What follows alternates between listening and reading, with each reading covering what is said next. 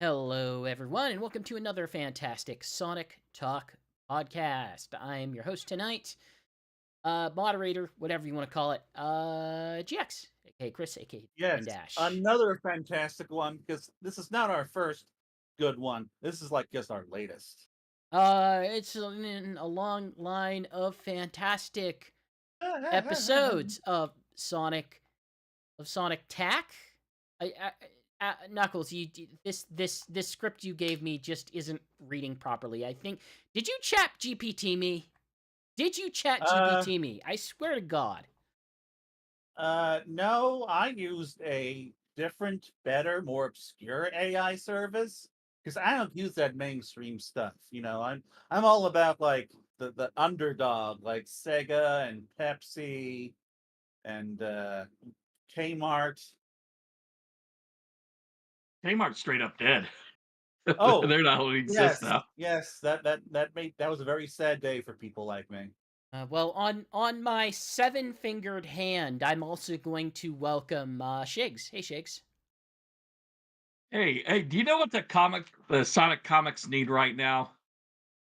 More Uh, breastfeeding. we It's just cannot not wait to enough give breastfeeding, context for apparently. that. And of I course, was going to say it needs more lanolin. We need like in that we need lanolin to like just be mean to random people for no reason, just to anger that, all of the people on Twitter. is Yeah, that how that well, works? we can have her kick an anthropomorphic puppy. She needs to slap Silver.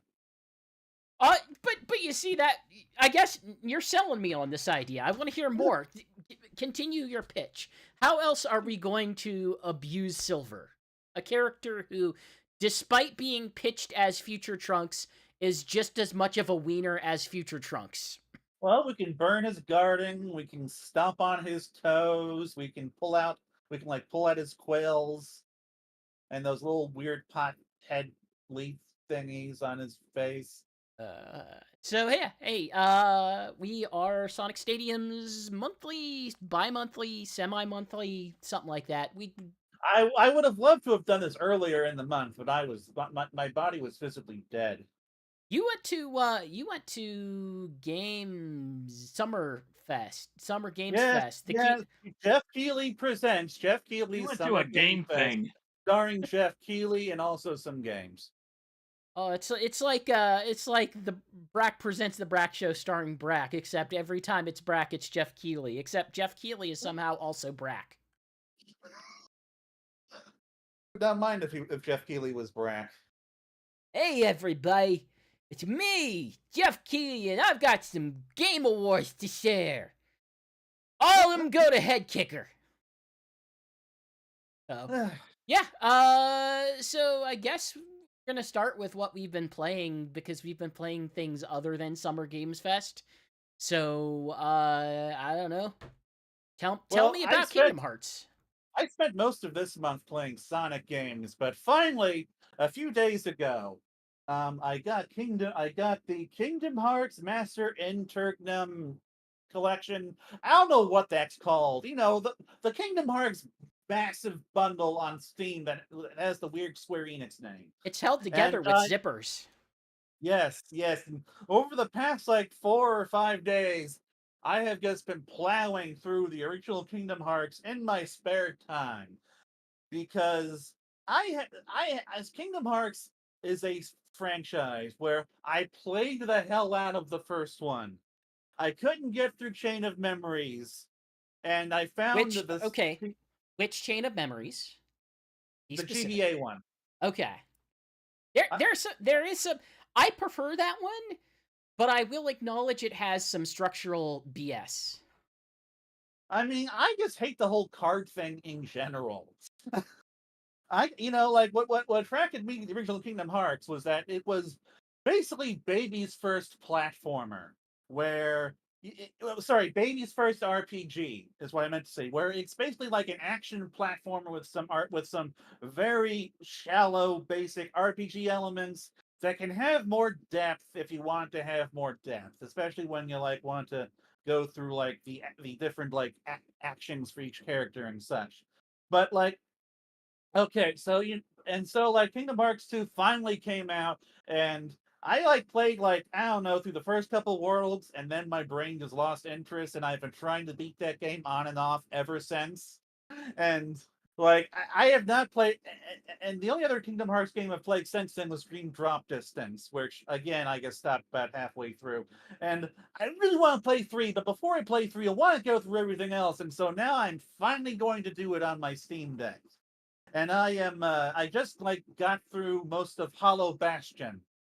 I defeated Riku, handsome Ansem possessed Riku, and I'm like I think I'm about to like enter the end game now, and I have really gotten into it in a way that I have not been able to get into any of these games in so long.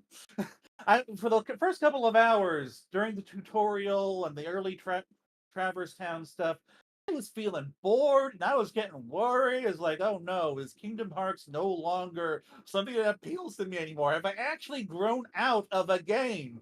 And sort of like I've always found like the story and cutscenes in this to be kind of awkward, and the Disney character stuff to be a little too goofy. But like as an playing this now as a full mature adult, I really like I'm like seeing the seams of everything now.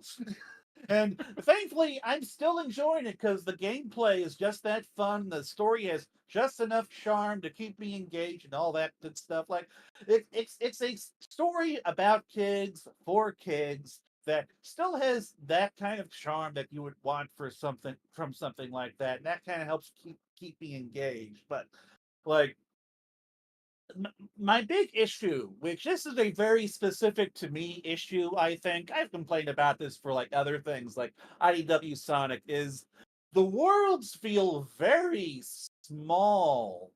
And like the whole structure of the universe just feels kind of awkward and weird because it's like it almost feels like it's just like a Oh, series of pocket dimensions with no there's basically yeah. like one town and there's one town in the entire game, and that one town has like maybe a half dozen NPCs, Oh, not including. I'm just getting back to like I'm taking myself back to how that game is introduced, which is to say backtracking and going through a lot of doors and re-going through a lot of doors until you just go through the correct set and order of doors to trigger the next expected cutscene.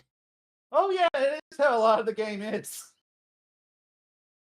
But especially Traverse Town. But one thing I have noticed is that a lot of the levels are structured in a way where you kind of just go through a lot of the same rooms multiple times. But like then like sometimes you like when you enter the room now you can like do something to move on or advance something or unlock something in a different room. But in certain levels, especially like Deep Jungle, you were just kind of going through I don't know like the same like 7 or 8 rooms over and over again, slowly progressing, and it's kind of the combat is the one thing that kind of like keeps it from getting too repetitive. I'd um, say Kingdom Hearts 2 fixes a lot of the it does do that, yeah. issues that the first game has. Like even big Kingdom Hearts fans that I know will basically say you can get through one, but you don't have to play one. You could realistically just go to 2 or watch an explanation of 1 or something because it is the roughest. I mean, it is a fairly rough game just based on, you know, when it came out and what they were trying to do. But all the games are like fairly big within the context of when that series originally released. Hmm. As it stands, it's still my favorite Kingdom Hearts. I'm hoping that that's going to change soon. But at the moment, I again, like I said, this is the most engaged I've been with any of these games in a while. It's just me going back to the original. Which another thing I do appreciate about this is that this is the Japanese final mix version, which I remember like reading up on that back in the day and wishing, ooh, I wish I had access to this stuff. It's mostly just like Yeah, like, what do you want there's an access to? optional there's an optional boss battle at the end, which I do plan on playing. Um, and like some remixed, all the items are remixed, and the enemies are exchanged in places. Um, some of the bosses are changed a bit. There's a few added lines. Um, it's not nothing I admit I really appreciate all that much, and at least in part because I have not played this game since like has to have been at least 2005. Like I think I played through this game at least 4 or 5 times back then. I don't like. I don't know how much of that was just me going back to old saves and going from there or something, but I used to play this game a lot.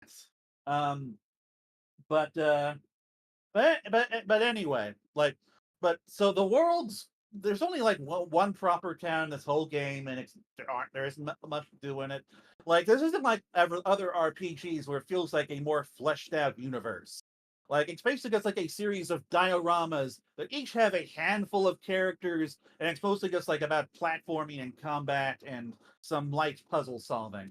And for a game that's kind of all about like traveling between worlds, it makes the whole thing feel a little shallow and kind of empty at times. Like the Coliseum, like the you're like in this you're for the Coliseum, you're going through all these big games and stuff, and like I think you can even hear cheering, but the stands are all empty or everything. It's like the whole thing is just dead. But regardless, like I'm sure It's there were various technical limitations and stuff that held all it's that stuff back. And it's small. It's big for me, but doesn't matter. it's largely best to think of it closer to like a The movies. no, I was going to say Ah, closer to a beat 'em up than a straight up RPG. I I understand, hey, guess, it's coming yeah. from Square Enix, it has an RPG leveling system, but I would say it has more akin to like a Devil May Cry than it does an actual, RPG ass RPG. Well, this is again why I did call this baby's first RPG. Like, you can't even like upgrade your magic when you want to. Like, as near as I can tell, you just like it just your magic just upgrades automatically as you play through the game and like beat different worlds, which it, when I played Kingdom Hearts at the time, I wouldn't have thought anything of it because that's how like Sonic works. You unlock new abilities as you progress, but for an RPG, you generally have some choice and you can like level grinding stuff to unlock this stuff earlier. But that's not how this works. But regardless, like it's still a lot of fun for me. I still love the combat, and I'm really looking forward to uh getting to the end of this and getting myself to the later games. I'm looking forward to Again, having aside you from Chain of explain the Memories. story. What? I'm looking forward to having you explain the story. I'm gonna hold you to that. uh, like the entire story of all the games. Yes, it's next episode of Sonic Talk. You're going to have completed all 27 of these games, and you're going to be able to speak to it in complete and accurate depth. I would be surprised if I'm even like if I'm even like through dream drop distance by the next episode, especially if we're doing another one in 2 weeks. Oh, I would be shocked if you make it to the end of 2. Well, the thing is, I actually get Play 2 on its own last year, and that feels recent enough to me that I think once I get through Chain of Memories, I'm just going to resume my old playthrough on my Xbox. So, like that will get me going. I think. So, Regardless, so you heard it here first. Kingdom Hearts is what gets Knuckles going. That's what gets him going. That's what he's into. Unrelated, but fun fact: my first cosplay in high school was Sora. ooh, Uh, oh wow, we got some GX lore. my father and I, as one of the first experiences I've ever had with woodworking, produced a keyblade. It wasn't great, but Oh it was damn. nice. It was nice for its purpose, and I got the biggest, dumbest, puffiest pants that I could get from the thrift store. So Fun great. fact: my first attempt at a cosplay was Master Chief, and I couldn't even find it. My big idea was I was gonna like use a helmet and like paint it green or something, but I couldn't find one, and I gave up. And then I was just Harry Potter. My proudest cosplay was that I did Bobo Bobo Bobo Bo, and Oh wow! I built the afro out of connects so that you could open it up halfway and it revealed the Yu-Gi-Oh mask or a Yu-Gi-Oh Halloween mask to reproduce a very specific moment from the manga. Shigs, what was your first cosplay? My first cosplay, let me see. I guess I was just as Dr. Robotnik at the Sonic 1 movie event way Oh back wow, in that was your first, huh? 2001. Yeah, and that it just so happened who noticed me in my Robotnik cosplay, Ben Schwartz, because him and the director were there at the movie premiere. It was over at the Universal Studios where the AMC was over there. Nice. And to confirm something to chat over on YouTube, yes, we are live, not pre-recorded. I see you, the Violet Yes. Skull and Activity. I wouldn't be able to say that if it was. So tell me, Yeah, what and does someone apparently cosplayed as Sailor Moon. so Shakes? Tell me, what does Ben Cool. Schwartz think of the Atari 2600? I don't know if he That's knows weird the Atari transition. 2600. I think the Atari The Atari 2600 is 2600. substantially older than him. Yeah, I think that was before his time. Now, Bill Freiberger, Atari 2600 was his thing, but I don't think Ben Schwartz, Bill Freiberger, the writer from the one of the writers from Sonic Boom animated series.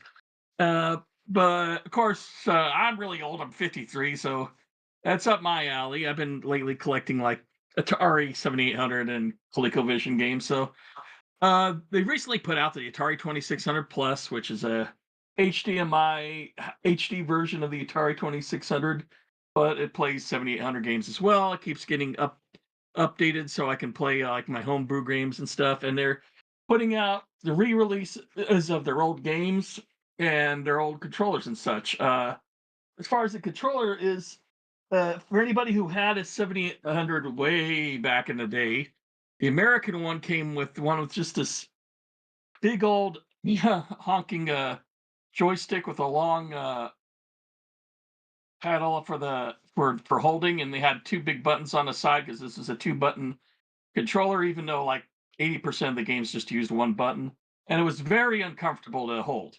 Whereas Europe got one very similar to the NES controller, where it was basically a D-pad with a little thumbstick on top that you can remove and two buttons. Well, they Okay, re-released that for the American audiences now, I own just that controller. recently. It's really good. At least Yeah, for what that's for 7800 anyway, it's really good. yeah. My only criticism of it is the two buttons feel real comfortable, but they're slightly far away from each other playing games. So I like them. The NES when they're a little closer up, so you can hit both with one thumb. Here, they're just far enough away you can't quite do that. But other than that, even the thumbstick on top feels pretty comfortable. It's very clicky, works real well. One of the other things they did is they just recently re-released some 7800 games, some of their most popular ones. Food Fight, which is one of my favorite games on the 7800 system. That's a based on an old Atari arcade game. Um, Fatal Run, which I have for some reason didn't pre-order. I didn't buy that one yet. It's a driving action shooting game. And the other was one of their best original games, just for the system, not an arcade port, and that's Ninja Golf. And Ninja Golf is a bit of an obscure game. It's actually was originally hard to find. Last October, when I was at the Portland Retro Gaming Expo, I was actually searching for that for my 7800, and the one I came across was a one that was still new in its shrink wrap, and it costs like $150. Where so thank God they re-released it now for about 30. And what that game is basically is you're a ninja playing trying to play a game of golf, but you got other ninjas and groundhogs attacking you, and then a dragon at the when you get to the main green where the where the hole is. So what you do is you start off, you go and aim for where you want to hit the ball on the green. You go and you swing, you start running towards it, and as you're running, here comes the other ninjas. You can get star power ups to attack them, or invincibility, or some life potions to heal you up. You got to watch out for the groundhogs throwing stones at you. You can jump over the stones, and then eventually defeat them. If you go to the desert area, there's cobra snakes. You have to watch out for. The underwater traps actually have sharks in them that you have to attack. So imagine it's like almost like NES Golf meets Kung Fu Master from the NES, if you remember that game. I'm Where you're looking at constantly having to screenshots of kick. this right now, and I didn't know this was a real game. It's a real game. It's very goofy, but it's also very fun. You don't actually once you get onto the main, hill where the hole is. I forget what they call that. It's just the green or not.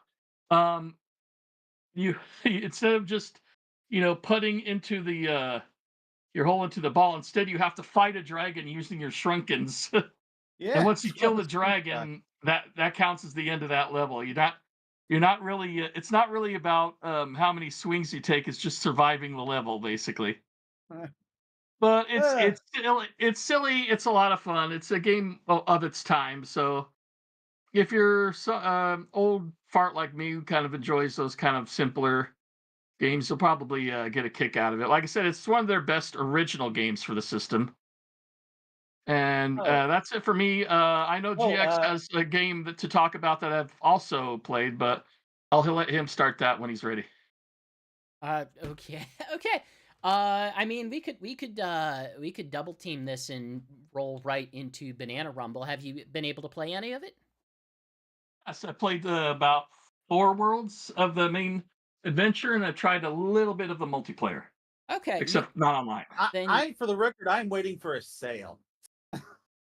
I mean it's not the worst idea, but also I will say this has been a monkey ball game that's been very positively received thus far. I have complaints about a specific aspect of it, but generally speaking, even people who were I should say the person that I talked to who was really down on the way that Banana Mania was handled was a bit impressed by Banana Rumble. I was pleasantly surprised, and that was enough to kind of push me into making sure that it stays on my radar. Um, but yeah, it is a monkey ball game in the grand style of most monkey ball games. The premise is Right. you are a monkey in sort of a hamster ball, and your goal is to get to the end of an abstract obstacle course, not by having your ape roll themselves, but by tilting the stage itself and guiding them to an exit. And along the way, you will be attempting to collect bananas. There is a new collectible in this called the Golden Banana, and in general, just trying to get good times, get bananas as much as you can, get this extra collectible, and survive until the end. And a lot of what the other games struggled with was a combination of the way that they've handled controls and cameras and gimmicks and such. The first HD one that came out in recent years was was it oh jeez, Banana Blitz HD. That Hmm. included a jump, Right. and the jump, the levels weren't great, and the jump didn't really feel like it added a whole lot. But I required liked you that to, game on the original Wii. yeah.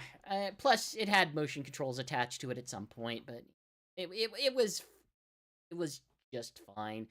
The big complaint about Banana Mania was they changed the way that it handled the camera and the movement, where you were more directly moving your monkey instead of tilting the stage, and that caused some some inconsistencies with the original games that it was attempting to reproduce and made them way more difficult because the camera did not move in a way that you might expect it to do so, which means precision became a lot more difficult. This one, they went back. It's just in the same style as the old games, Mhm. as far as I remember, at least. And it has a handful of like very useful mechanics to kind of get you through it. This is a very good first Monkey Ball game if you have not played the series or have not played it in a very long time. Yeah. The story mode does not have lives. It just lets you continue going until you get to the end. It allows you to go for different tasks or just no tasks at all. Like it has 3 stamps on every level. You can get the golden banana, you can get a certain number of bananas, you can get it under a certain time, and then you can go ahead and just try to pursue those at your leisure, and the more you complete, the more points you get to unlock different cosmetics. But and I haven't gotten to mess around with this, but one of the big important things that it does include are some game assists. Uh, you can have checkpoints mid-level if you would like. You can activate a rewind feature, which, that's real useful for people who might have a difficult time with this game. And I think those are really valuable inclusions to it. Yeah. Makes it more accessible. But also this one does have its own gimmick, and I think it works better than almost any other gimmick the series has introduced. And it is that the characters now have a spin dash. Yes, Ooh. it is called a spin dash in the game. Yep. Really? It is not acknowledged as a It is Sonic thing in canon. any way, but effectively what it is as you're going through, you can hold down a button and your monkey will sort of rev up a meter, and whenever you let go, it will execute just a boost in whatever direction you're facing. So And I think the longer you hold the rev button, the higher it kind of goes up, right? yeah, you can increase to a maximum amount. The downside is it does have a cooldown based on however long that you charged it. So you can charge it full and then let go, but you will be waiting a while if you need to use it again. But it doesn't it it only ever feels additive. It doesn't feel like it takes away in the same way that the jump did. It's not it's not immediately useful in every scenario, but it is really useful in a couple very select times in which you just need to get a little further or move yourself in a different direction. And significantly, as noted in a review that I was reading, uh, you don't just lose momentum when you activate this. So if you're traveling a direction, it'll add Hmm. momentum in the direction you're wanting to go, but it doesn't prevent you from like turning on a dime. You still have Huh. to, use the expected mechanics of the game and operate based on its physics. So I think that's really useful. Now, I have not played the multiplayer at all, Shigs. Can you speak to that at all? Yeah, basically, there's like different little modes that you could play into this kind of battle mode area. There's like several different types. There's a one where you're just racing, trying to get to the end of the goal ahead of everybody else. There's one where you try to do multiple goals and just rack them up for points, and the ones that are harder to reach, you end up with more points towards the other ones.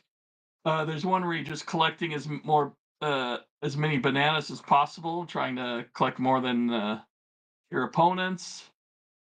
And I think about 5 others. Those are the ones I've tried so far.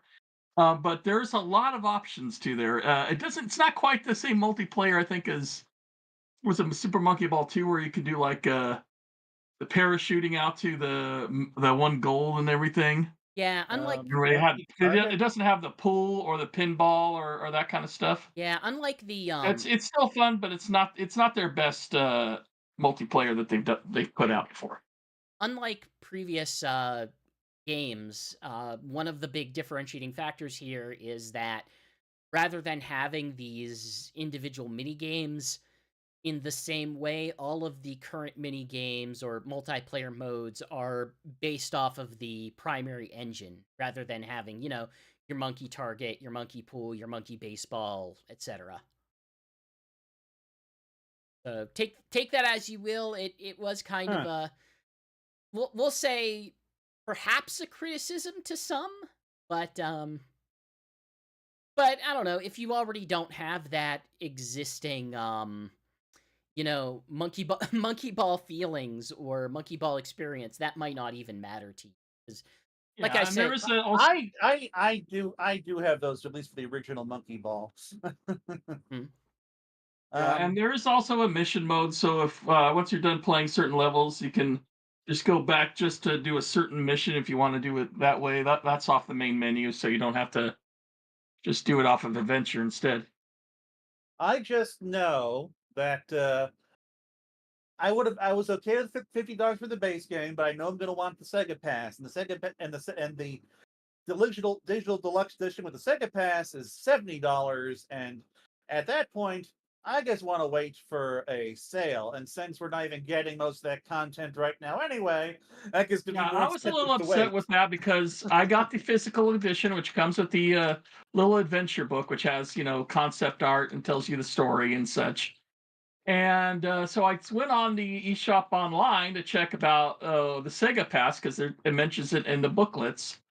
And it says, okay, DLC Character Pass 1 is available for 5, but that doesn't say any of the other ones open. So I'm like, maybe if I buy the full Sega Pass, because it's like, okay, there's 6 unlocks if I just get them one at a time for $5, and that would be $30, where it would be 25 if I just bought the DLC. So I went 25 to DLC, and yeah, the only person that's available right now is Sonic, despite the fact that, in a lot of the trailers, they show you everybody else available, yeah, that's playable. So this they're Eh, just that's just holding back for holding back's sake. I mean, if I'm paying for the yeah, DLC thing, just go ahead and give it to me. Why?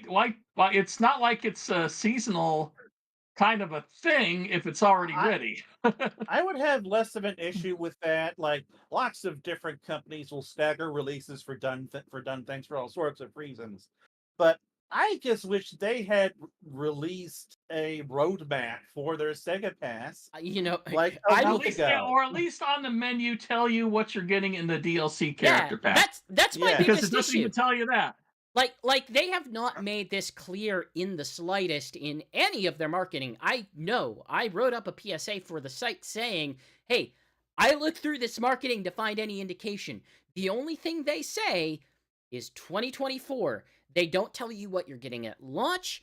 They don't even tell you in the individual contact packs what they are, which as you said is really dumb because they already revealed what's going to be the total things. Now, the only thing I could think of that could hold it up is they showed us the characters, and that leads me to believe that the characters are either done or very close to done.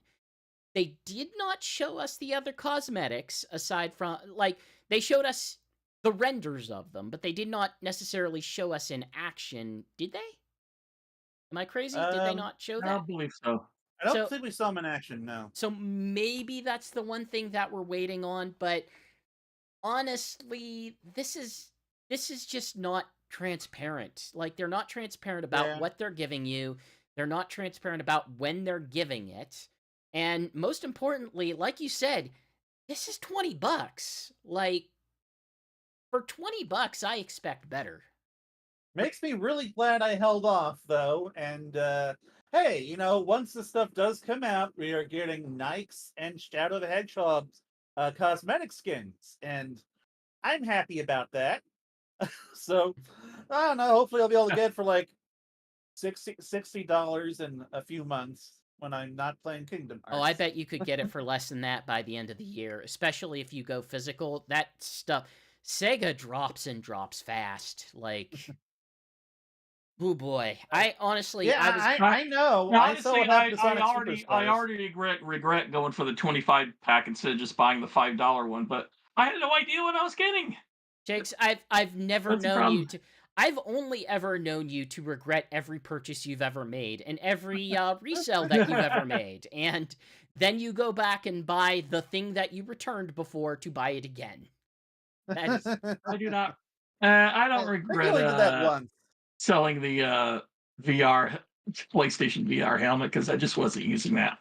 I mean, I had to convince you, or I had to at least link you to the fact that Atari 50 is doing a humble bundle deal so that you Well, didn't go out and. I already have Atari 50 on my Xbox. This one is a special version that's I can get either DLC for the Xbox, or they're releasing a steelbook version for the Switch and PlayStation 4 only. Oh, okay. That's okay. Well, And that and I'm not super in favor of people who buy games and then buy them again so that they can have a physical version, but I don't know. You just Yeah. talked about having an Atari reproduction console, so I don't know if I have any place to say anything. Okay, GX, you've been playing Mario RPG. I've been playing Mario Yeah. RPG as well. I'll just go quick for this because it's a game from the mid '90s. Uh, yeah, I got a good deal on Mario RPG a little bit while back, the Switch version, Legend of the Seven Stars, and this is a game that I did not play back in the day. I played it, I would say, years later, and while I will say Mario RPG, the problem I always run into is it's not it's not my Mario RPG. I don't have the nostalgia that a lot of other people have wrapped up in it. I like it just Hmm. fine, but where I ultimately land is I like the Paper Mario series and the Mario and Luigi series much more than I like Mario RPG. I think they have more interesting gameplay decisions. I think they have more interesting premises, and most significantly, I think they have much more interesting aesthetics. But Hmm. aesthetics is the number one highlight of the Switch upgrade for Mario RPG. Um, I'm not, like I said, I'm not playing this necessarily because it is my favorite RPG. I kind of am most drawn to it because the original Mario RPG was very much a SNES era pre-rendered CG sprites. It's sort of in the same vein as Donkey Kong Country created its character sprites. Mhm. One of the consequences of that on the original SNES was that it gets the visuals on it get super crunched, just between the fact that it's trying to handle a full polygonal model with 1994 1995 CG. CG, and Yeah. smashing that into something that the SNES can handle in its color palettes. And the fact that like the SNES itself is just a much lower resolution device than you'd want.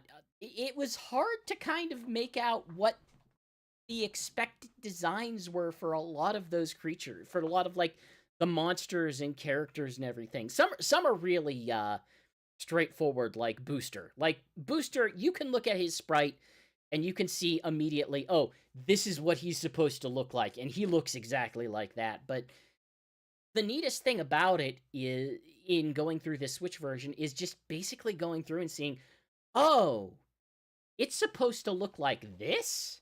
Oh, that's interesting. And just sort of appreciating it through that lens because there's a lot of it's probably safe to say that Super Mario RPG is a really weird game. Like it has some design aesthetic choices that are very un Mario esque.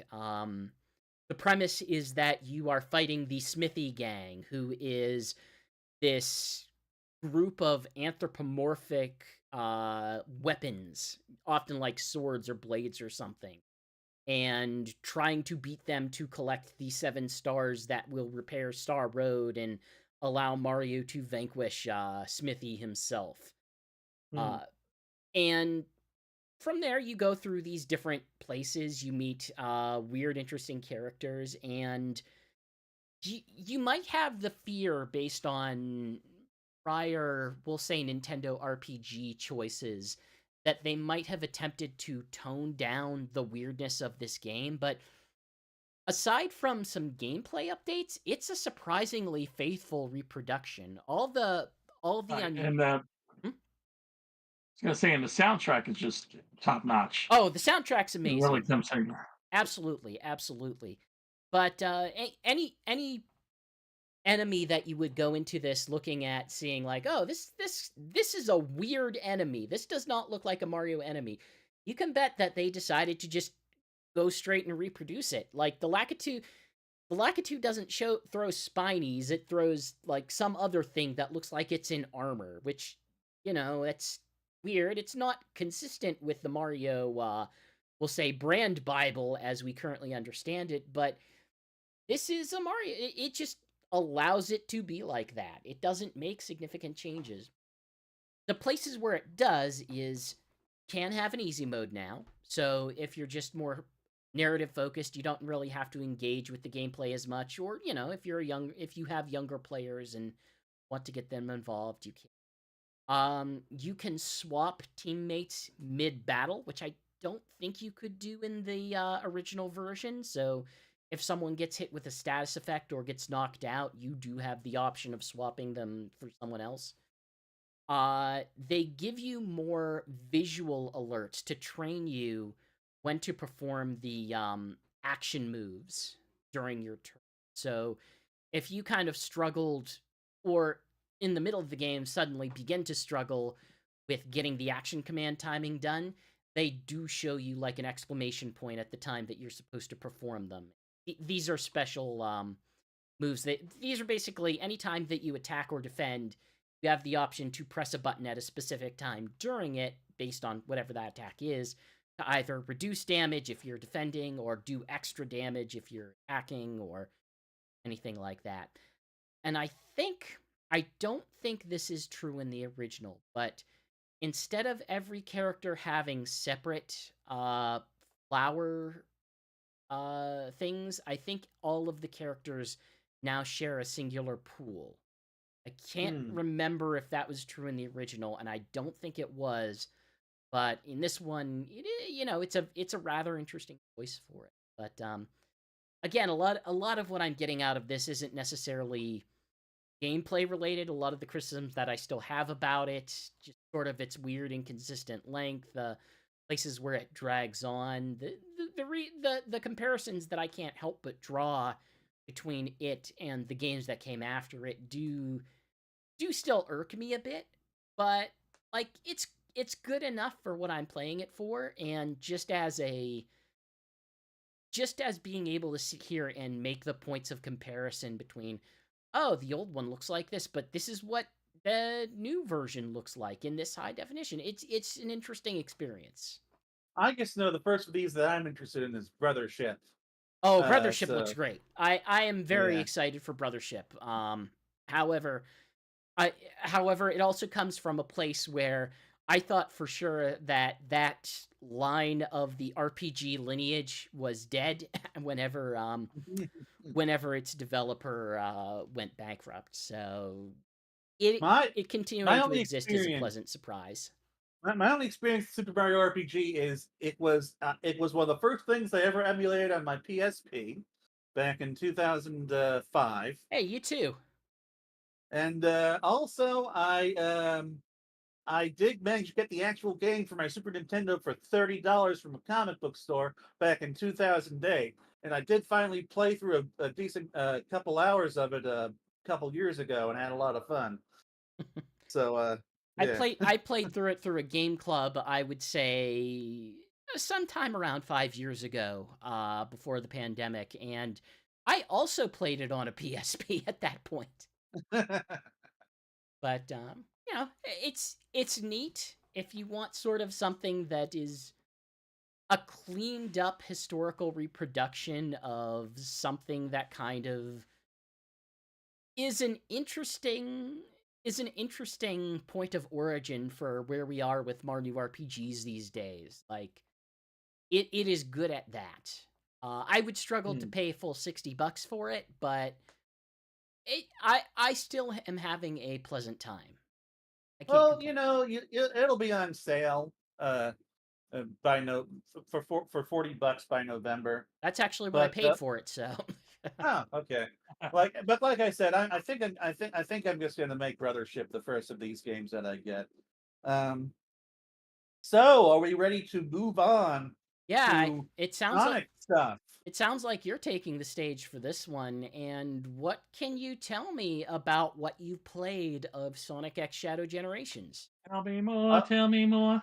um, well, uh, ah, all right. So if we're not going through the details they revealed at Summer Game Fest, and we're going to Mike Schripp. I mean, this is the thing Uh, that people care about.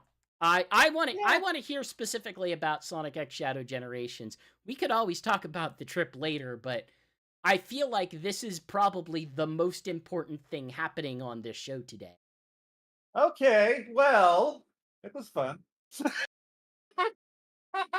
You heard it here first. We sent Knuckles to Summer Game Fest so that he could tell us it's fun. Okay. All right. Now, unfortunately, I only had time to like play through um one portion of each demo once, of each part of the demo once, which, is in stark contrast to E3 when I could just get back in line and play more than once and explore Yeah, the Summer level a bit. Games. I think But, you quickly found out Summer's Games Fest is not E3. oh, I knew Summer Games Fest was not E3 years ago. That's one reason why I wasn't You just excited to pay go where to this. But you just regardless, play where they're okay. scheduled, and that's it. I guess I want to make that clear. I played through every part of the game once, and so the Sonic Generations portion of it, from what I've played, perfectly fun. I'm sure there's some weird niggles that someone can poke at it or whatever. So, I don't know. I well, don't care. okay, okay. What did they have you play? Okay, so I played Green Hill, for classic Sonic, modern Sonic, and then I got to play for Shadow, the Arc, and the the Bio Lizard. Now, Green Hill is basically what you'd expect. It looks like you'd expect. It plays like you'd expect. There's no frame rate issues. Looks very nice on the OLED TV. Is And there the original version? I mean, I noticed that the colors looked sharper, but that's probably because it was on an OLED. But in terms of But like level design, there wasn't anything striking. no, I did not notice any differences in the level design or in how the game felt. But the only difference that I saw was how the Chow worked. Now, um, I don't know if you read my preview, but so the Chow in this game are essentially like they are another collectible like the Red Rings in the level. And so when they initially like revealed them, I assumed that it was like going to be a separate set of missions, like how Sonic Generations has missions for everything. But no, they're like Red Rings in that you explore the level, you collect three of them, and then you get them to the end. Um, and I think the one I saved was a Hero Chow. I also saw an Oma Chow, which by the time I actually noticed it, I was already on my way out of the area, so I didn't have time to grab it. But yeah, so it's just the same basic game with maybe slightly better visuals and a new set of collectibles in every level. Uh, Now, okay. Does it feel like they hit it in an particularly interesting spot, or do you feel like you had to really search around or had to take a I particular don't know, interesting path? this kind of feels like it's just kind of placed incidentally along certain paths. Hmm. It it's not like red rings in that sometimes you just have to be in the right spot to get it, in the right spot and right path to get it while you're on your way.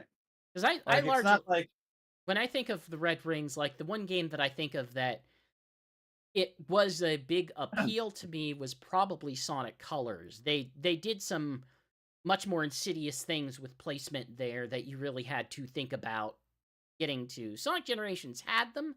I just generally don't think of it as like, oh, this is a motivating factor here. I mean like uh, honestly, yeah, like it doesn't really feel like that kind of thing where you have to do like something cool in order to get to it. Gotcha, That gotcha. Now maybe that'll change in the final game. It's very possible that they just place them like that for the demo because they want people to actually find things. Since again, every Or person aside from Game Cage only has 30 minutes with the thing. So, but yeah. regardless.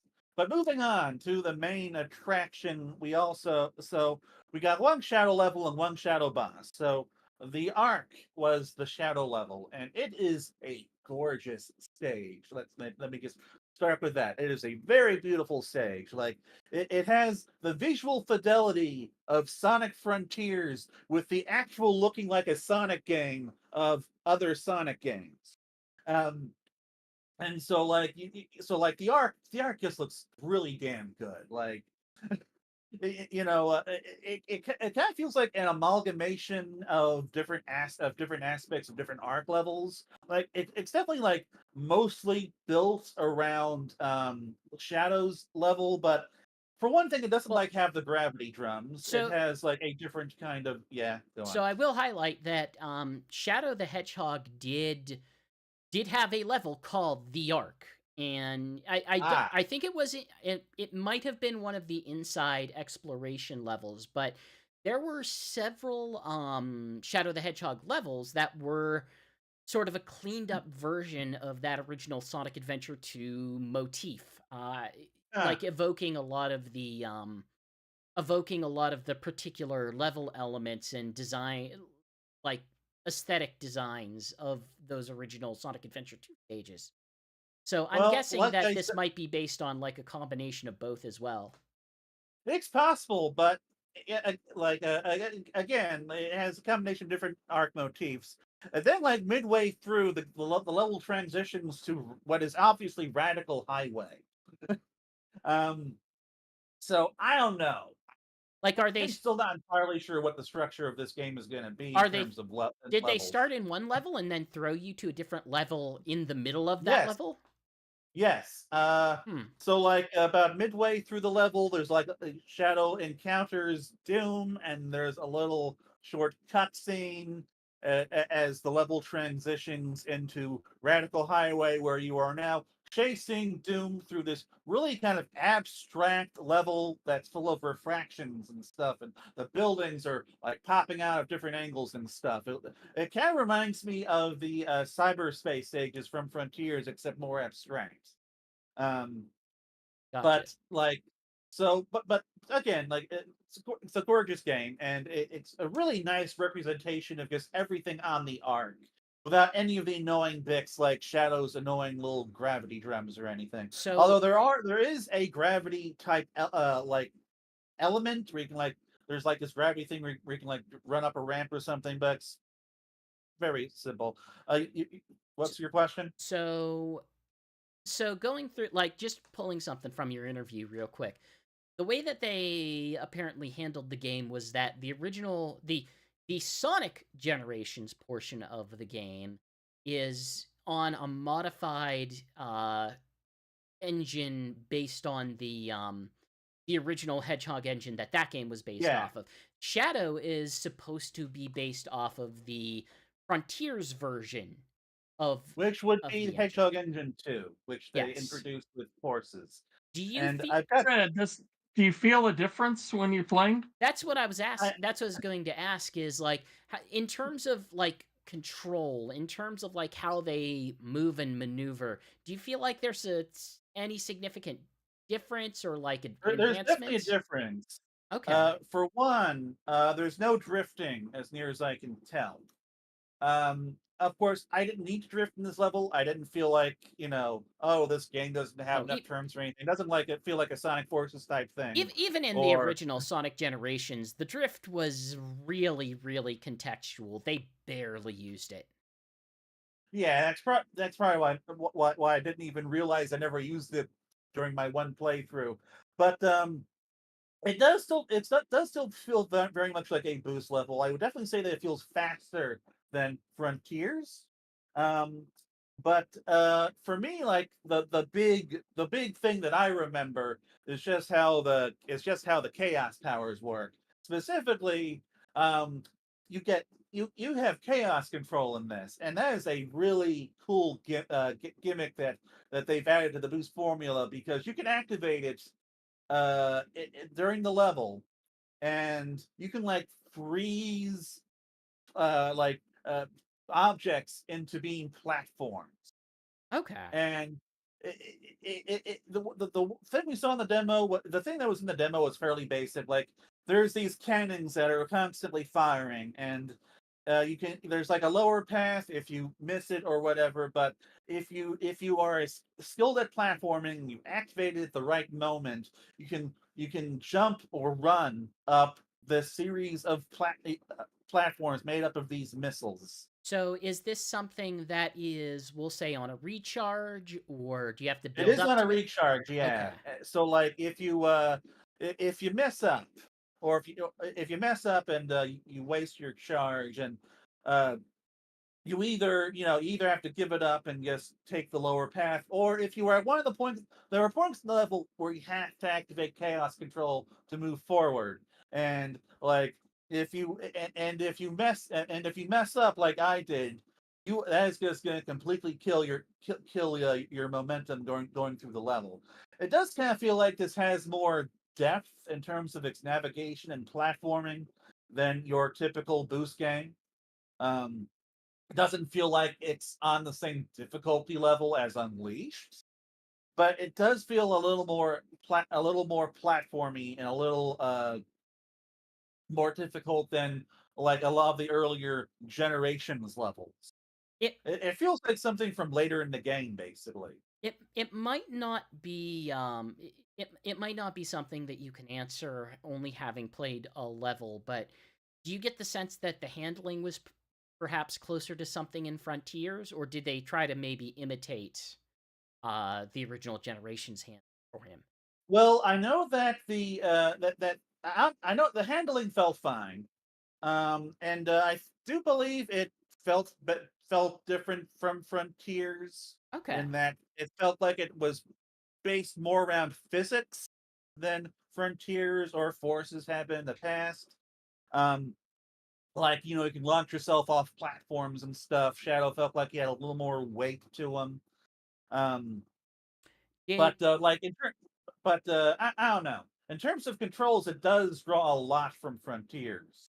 mm, Though, did like the demo level show anything in terms of the let's say the 2D segments? Because even in there was Sonic no Gener 2D. This was a fully 3D level. okay, And gotcha. according to Iizuka in his interview, the 2D levels will basically be their own acts. So it seems like Act One will be fully 3D and Act Two will be fully 2D. Okay. Because I know the original Sonic Generations, it kind of flipped between the two whenever it felt like it needed to, with the exception of like classic Sonic, who was always 2D. Yeah. No, that's one of the ways in which this feels very different from Generations, and is and that is fully 3D. Um, and as a result, like does feel like more of a 3D experience overall than the generations levels did. Now, what one thing that does kind of make me interested is that the level is fairly long. Like it's about 5 minutes long, which is significantly longer than a lot of the generation stages. And in addition to that, and in addition to that, is also more difficult than the first couple of generation stages. So this feels like something that might also kind of double as a more difficult, more hardcore gameplay experience for people to play after I ima- Sonic yeah, I Generations. imagine that's might be why they're structuring it as such that, you get to the end of one and you can go on to Shadow Generations, or you're coming to it after having played it. So, Now, the final thing about this game is that there is combat. There was one brief combat segment near the end of the game. It went very quickly. I guess, had to like homing attack five gun robots into this orb, which then that was destroyed, and then the platform disintegrated. Then I like descended down towards the final bit of the level with the gold ring. Um, and I later found out while I was fighting the bio lizard that Shadow had for combat sequences. Shadow has a lock on chaos spear that can lock onto multiple targets, and I didn't really have an opportunity to try it, unfortunately. But it seems like they might be working to try to make combat play more smoothly than you might typically see in a Sonic game, which is good because that's kind of the one thing I'm worried about. Is okay, this is fun, but the only combat I've liked that was like in a Sonic platforming level was Sonic Heroes. Like in Shadow and Sonic 06, it was terrible. So is this going to completely kill the pacing or not? And I still can't answer that, but if if the chaos spear does work to defeat enemies quickly and entertainingly, then hopefully it'll be good. We'll see. yeah, because I wouldn't exactly say that Sonic Heroes had particularly pacey combat. Yeah, but it is the one Sonic combat outside of Frontiers that I enjoy. I, I Um, don't understand that, but I can't speak to your personal preferences. So, but okay, but so the Bio Lizard, definitely the easiest part of the demo. Initially, it is structured much like the Sonic Adventure 2 boss, in that he will chase you with his mouth, and then he'll chase you with his tail if you get too close to it, and he'll fire his orbs. But then, like just like with say Perfect Chaos and other generation stages, it starts taking things up to the next level, and it starts like using its eggs as like limbs and starts trying to punch you with them, and it makes the whole boss battle feel a little more epic and grand than you might expect from a opening boss battle, and definitely like way more epic than the original from Sonic Adventure 2. um Although I will say it still definitely does not measure up to Perfect Chaos, and it does still feel like an early boss battle. But regardless, it was fun. The combat worked well. The Chaos Spear worked well. The homing attack worked well. Everything was still everything is still quite fun. Um, so like if this is how the combat is this if, in this game is going to work, then I think I'm going to be satisfied. And certainly, like just as a Sonic Generations boss battle, it's definitely feels like something in that vein to me. I over in the staff threads, staff discussions, I think a big hot button issue was the control mapping. Can you speak to Oh that at yeah, all? well, like I said, it's built around Frontiers, and it works. Like it worked in Frontiers, it works here, and I'm trying to remember what the double A button did, because I know it's not for combat like it is in Frontiers. That's how you install But batteries. That's what the double A button is. oh, what did you say? That's how you install batteries with the double A button. Ah, but like the controls worked fine for me. Like you use the Well, R trigger to boost, and use the X button to homing attack. And thankfully, my big issue with putting the homing attack on a bit button in Unleashed was that they mapped it to the boost button, and so instead of a home attack, you can boost your death, but that's not how it works here, and so it works fine. I got to mention that the A button is probably used for other things. Like, for all I know, we already know, people who've played already know this, and I've just forgotten. But the controls work. The control mapping works fine, in my opinion. And thankfully, although in Generations, it does in Sonic Generations, the boost is mapped to the trigger button. You can also just use the X button. So like it's just either or. You don't have to use the newer control scheme.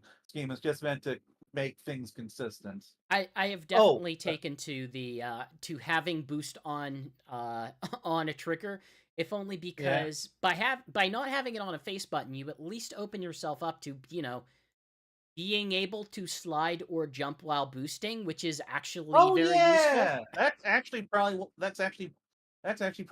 the controls are mapped the way they are. Now the It's what one I liked in Frontiers, that I could make it do that.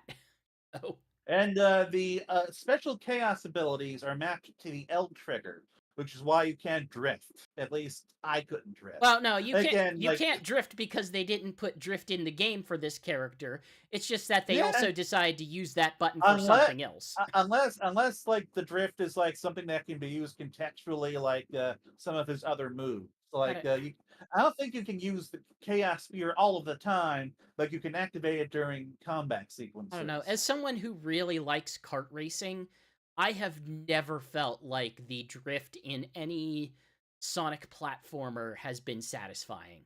Like I like it in Generations. I not even in Generations, because it doesn't feel like it's doing the thing that it wants you to. It just feels like, oh, maybe you could save a little bit of time, I guess. It's not like you're getting anywhere special by drifting as opposed to it. I Well, kind of so long as they don't design the turns like Sonic Forces, or if they don't make this weird level specific drifting mechanic like in Frontiers, I guess I probably won't I mean, care. the So answer we all know for how bad the Frontiers one was. I mean, well, yeah, that was a hacked in thing that they only put in because, well, what if we recreate this other stage that had all of this drifting? And the answer is no, And don't do that.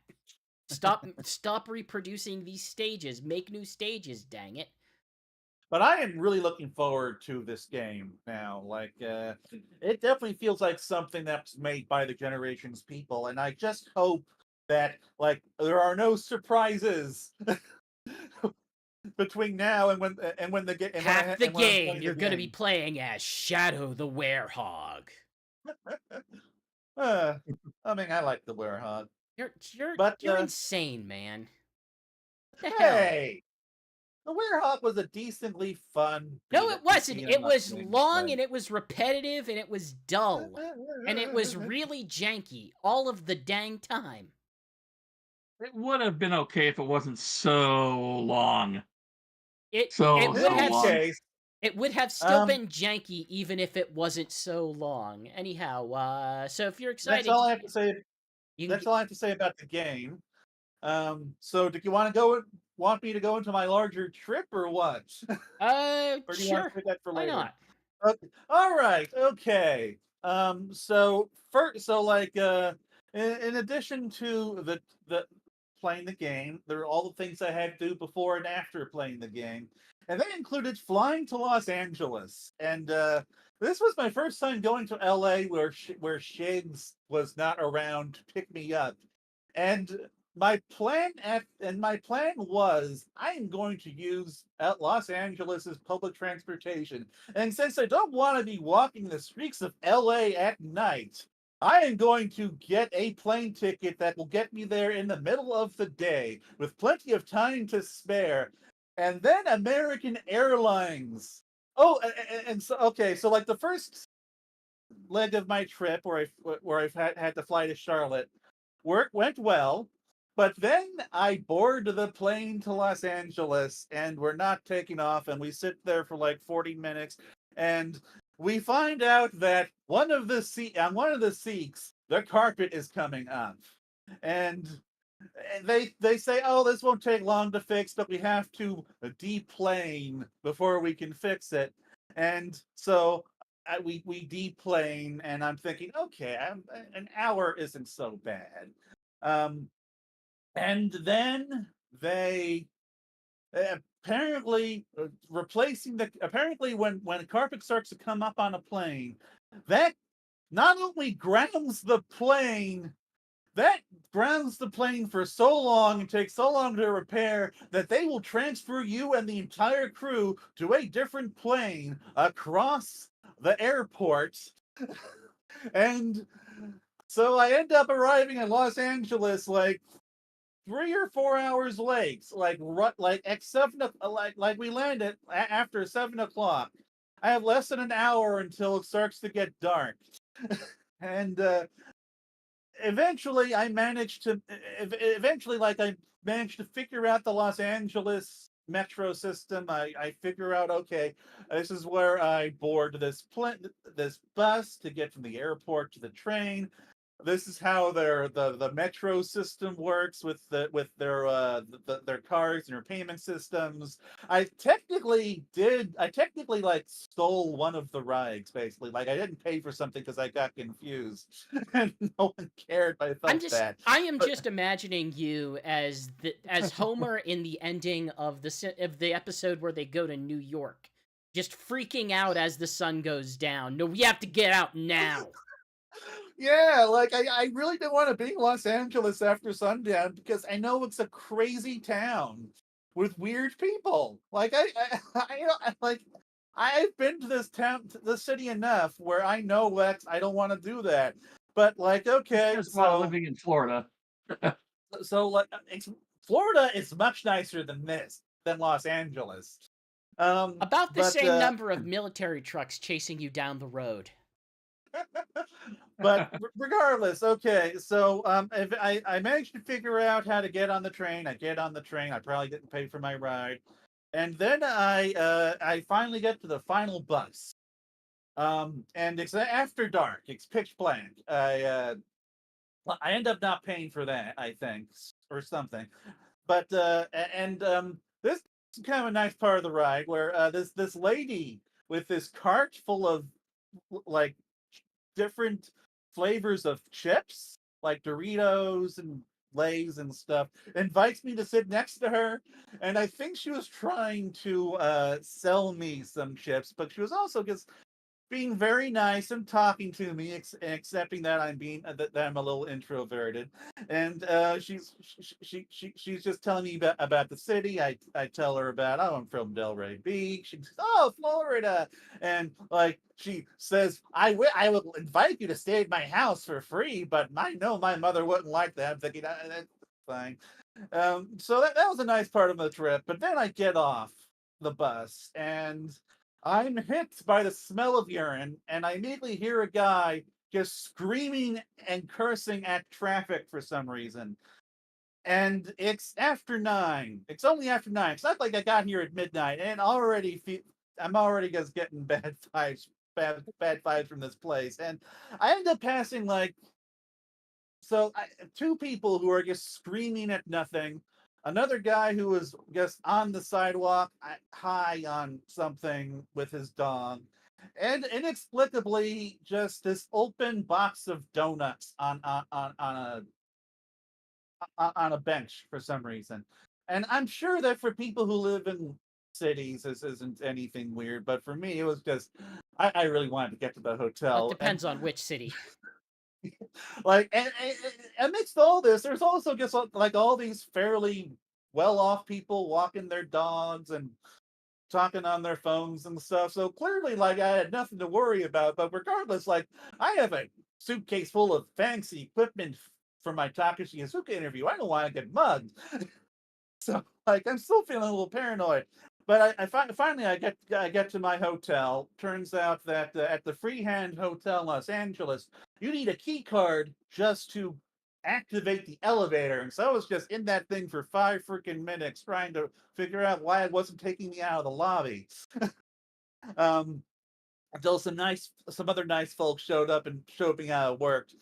But okay, so I get to my hotel room and and you know, it's weird, it's small, it's cheap, but you know, it was cheap, so who Well, you cares? open the door, And and right there, as you open the door, is Jeff Keighley, and he smiles at you and hands you a Mountain Dew and a bag of Doritos.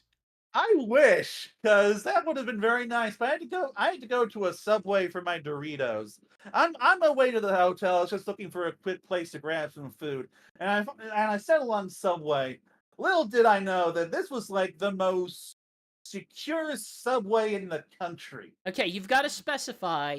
Do you mean the travel subway or the restaurant subway? The restaurant Subway for my dinner. This is the most secure subway in the country because the entire counter is surrounded by bulletproof glass. The the drink fridge is padlocked, and the drink fountain has to be activated by a button that is behind the bulletproof glass to make sure no one was going to steal that fountain soda. And I've never seen anything like it. I'm probably never going to see anything like it again unless I go back to Los Angeles, but it was just the weirdest freaking thing. People really need their $5 footlongs. So yeah, that was my one night in Los Angeles. Subway, Like, eat fresh because we're watching you. and I really wish that they would, I don't know, do Summer Game Fest somewhere else if they're like, you know what is a nicer city? Like like Miami is a nicer city from my Yeah, experience. Seattle's a nicer but city. also it's directly next to you. You might have some conflicts of interest there. Okay. Well, how about this? But How about Seattle? but Although, Seattle would probably be a little bit more Also, reasonable. I'll But even I'll even agree that I went to Summer Games Fest last year, and that Summer's Games Fest is in one of the worst parts of LA oh humanly possible. I don't know yeah, why they have it yeah. there. because that's where I E3 actually was. No, it well was not.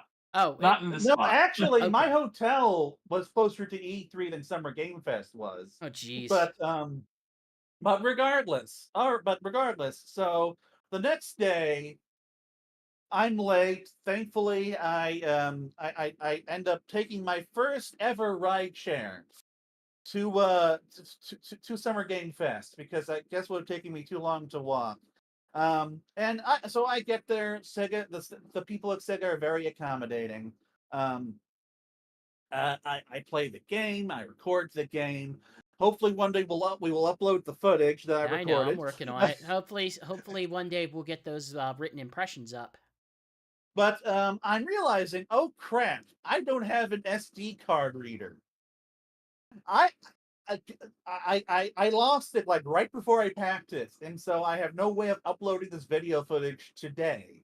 And so I decide I'm going to like look up an electronics store, and go to an electronics store. No, like there's no electronic stores within walking distance of Summer Game Fest. They sell them at Um, Subway.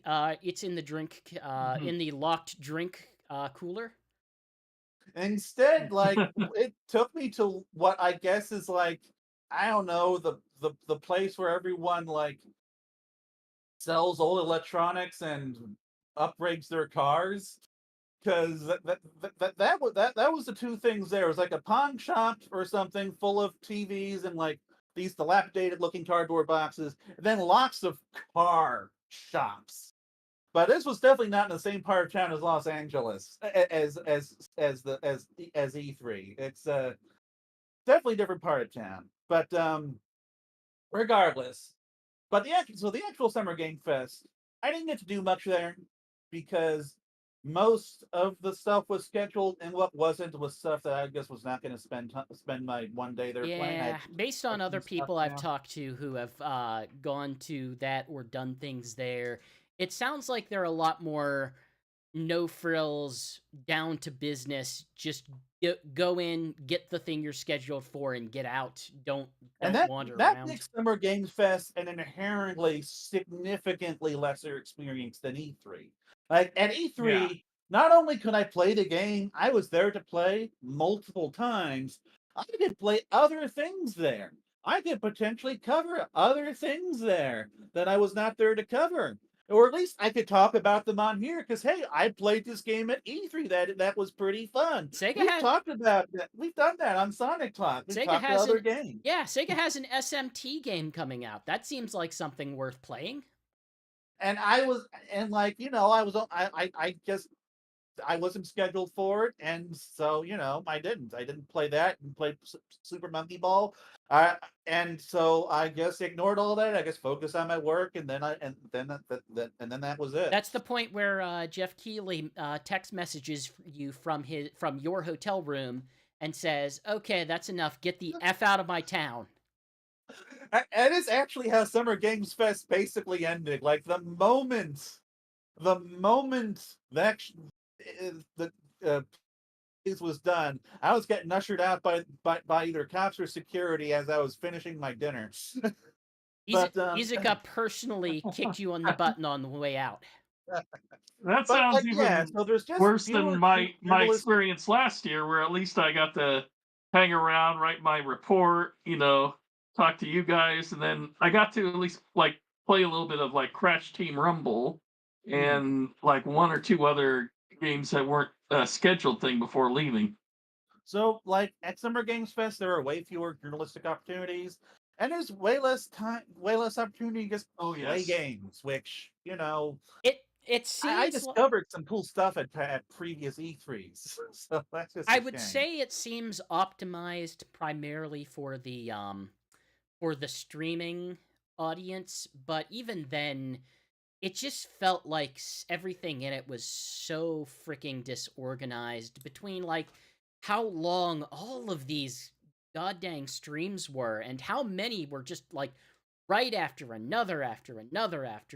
Like I like some of this stuff, but it just feels it this is definitely not capturing the spirit of old E3 both for the home for the home audience and the away audience. And what I find supremely frustrating more than anything else is just how the invitations work. Because I could not talk about the fact that within a week I was going to be in Los Angeles for this event because they say that you are not allowed to say anything anywhere about just going to Summer Game Fest. Never mind what you're going to do there. You cannot say that you are going until after the event is done. Until after Keeley's streaming is done. And that's just so weird because when was E3? We could say, "Hey, I'm going to E3. Everyone knows it's happening." So, it's not like this is Yeah. their first play days. This is their third. This is no longer a secret. So just let us talk about, hey, we're gonna go there, we're gonna do this thing, and if the game isn't announced, obviously we can't talk about it without breaking an NDA or being kicked out or something. But it's just so weird. Anyway, though, but putting that aside, there are some benefits to this event that I do appreciate. One is that the food is all free. Well, sort of.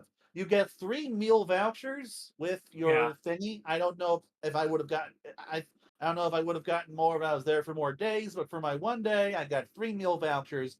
I only had opportunity to use two. I got like for my first one, I got like this whole ass pizza, which was my second whole last 12-inch pizza that I'd eaten in 2 days. Yep. I had And that too. Well, and then for the at least you didn't get a half-assed pizza. and then for the other one it was like, I don't know, this weird beef teriyaki thing from a food truck, which was also good. Um No Subway? so they did not have Subway at the event, so no. Um and in addition to that, they also have all this free food and what and beverages at this little media cafe where you're supposed to like sit down and do your work. So like I was not wanting for food or water while I was there, so I do appreciate that. That's not something that E3 offered, I don't think. Like they basically just had like a cafeteria where you bought overpriced food. So there's that at least. There's that one thing that I will give Keeley. Oh, and they're also and well, yeah. There was also this swag bag, but there wasn't much in there. Um, but anyway, so yeah, that was my time at the event. Aside from the Iizuka interview, which we'll talk about later, I assume. Well, there was Um, some significant public announcements for Sonic X Shadow Generation. I think those are of importance. yes, Yeah. yes, there are. So Oh, we and also, I took Delta on the way home. Free Wi-Fi, free headphones, no planes were late. Delta's better than American Airlines right now, as far as I'm concerned. But yes, okay, back to the news. so yeah, there was a brand new trailer and some new details about the game at Summer Games Fest. It premiered on the main present. I don't know what it's called, opening night something. Summer Games. It premiered on Friday, which I think was like June 7th or something. I Um, believe it's called Keeley's Friday now, as he bequeathed. But yeah, it's coming out October 25th. We can expect some pre-order, as is standard with Sega these days. You can expect pre-order bonuses and digital deluxe editions. We know that the pre-order bonus will be a Sonic Adventure retro skin. Uh, Basically just Nick just this set looks cool. a lower poly Sonic with his dumb shoes. His other dumb shoes, not the dumb shoes that I make fun of, but the dumb shoes that are, a little bit more tolerable. Both shoes are awesome, and you are lame. No, both shoes are incredibly lame, and that's why the company went out of freaking business. Um, yeah, and there's going to be a season pass. There's going to be a digital deluxe expansion that is going to contain Well, a they handful. do call it a season pass in the digital deluxe. That's a weird thing to call it. It's inconsistent, I would say, how they're Well, marketing basically, it, the but season pass, from what I can gather, it'll also be sold separately, just like the Sega Pass and well, Monkey Ball, and also just like And the that's Sega what's Pass and worrying Monkey me. Ball, the so content in that season pass is coming later. so Sorry. so see, I don't know. Calling this a season pass seems excessive. So they're advertising, you get another level, and we don't know how they're handling that. And I can tell you, in the past, they have been awfully stingy with adding levels as DLC in Sonic games. Yes. So Very annoying. yeah, so One thing I kind of appreciate about Dream Team, even though the level does kind of feel a little, I don't know, virtual reality ish. I don't know what to expect about that quite yet, but you're gonna get a skin of the prototype Shadow, also affectionately known as Terios, Yes. and That's that what will it's called. That's his official name now. and they are saying that this is coming out in holiday of this year. So it Yeah. sounds like after release, but if release is in October, it can't be that much farther down the line. It has to be within a couple months. So, Yeah, so I'm thinking it'll probably be like their December update. there's going to be some form of retro classic Sonic skin. We don't have any details, but it has been leaked by a sort of Epic Games listing. So Yeah, database thing. we don't know what it looks like. We don't know what it references, but supposedly it exists. So I'm guessing somewhere between I'm guessing something like a Sonic R model, or like a Sonic Mania, how that had a 3D model in it. To interesting thing about that model, though, every frame of animation is a separate model, and it cycles between them. Hmm. Weird. Uh, but yeah, the one new level that they had shown off was Rail Canyon. Rail Canyon from Sonic Heroes, of a noteworthy stage in Sonic Heroes, perhaps not the most distinct stage in it, but a stage that feels appropriate for Shadow, considering Shadow's connection to Rail something in Sonic Adventure 2. Rail Canyon. Also, Oh, Rail. Rail Highway. Rail. Wait, no. Rail. Whatever. I don't know. But regardless, this was not the level I was hoping for, but I do still think this was a very good choice for Sonic Heroes. Like, especially since from Generations, all we got was Sea Palace, which is just It's ocean. Well, you know what I mean. it's The beach another level Green was a Hill. little boring. It's another Green Yeah. Hill in many Green All right. Hills. But one of the things that I was kind of annoyed about was that they introduced, like, hey, there's going to be a big fancy white space hub world that's going to be 3D navigable in this game. That's going to Hmm. have, like, places in it to explore and to use abilities in, and that seems like a very big thing that you could put in a trailer and show off to get people And actually they interested. did not. They just No, showed some screenshots. they just they showed it in screenshots. They showed a bunch of footage from the original Sonic from this new version of Sonic Generations in the Sonic stages, which, we already know what they look like. And then the rest of it was just Rail Canyon, which maybe if you're a well-sourced, a well-educated Sonic fan, you remember Rail Canyon. But for everyone else, it's like, no, no, you sell them on this big open hub world. People like that. They want to see that. But Yeah, this isn't the. It seems like whenever Sega does a big Sonic reveal, like there's the trailer, and then there's the website that has all this other information that they didn't talk about for some reason. like I think that exact same thing happened to Superstars, and so like we cover the initial trailer, then all of a sudden we're getting more information from on social media, and we don't know where it's coming from. And it's like, oh, the website. Which yeah. we never think to check, because why wouldn't they just put that stuff in the trailer? Yep. Yep.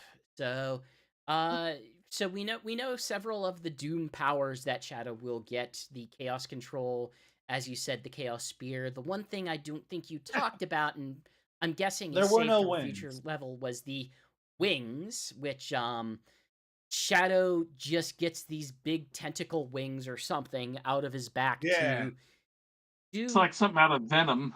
do something these with. big black arms wings. We know that this is one of the Sonic teams, so this is internally developed. So if you're worried that it will go the way of Sonic Colors Ultimate, it seems less likely. Uh, Yeah, there are no Chow Gardens. However, I guess they're looking at Chow Gardens at some point. yeah. Iizuka said that because they've been so popular that, like, yeah, they're considering them for the future now. And and one of the things that they kind of went into on a later announcement is there will be a there's going to be the prologue animation, Dark Beginnings, but PlayStation is getting an extended version of it. But That is it's so weird.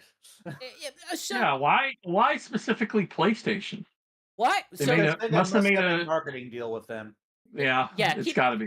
keep in mind when we originally saw this, the first place we saw it was during a PlayStation presentation.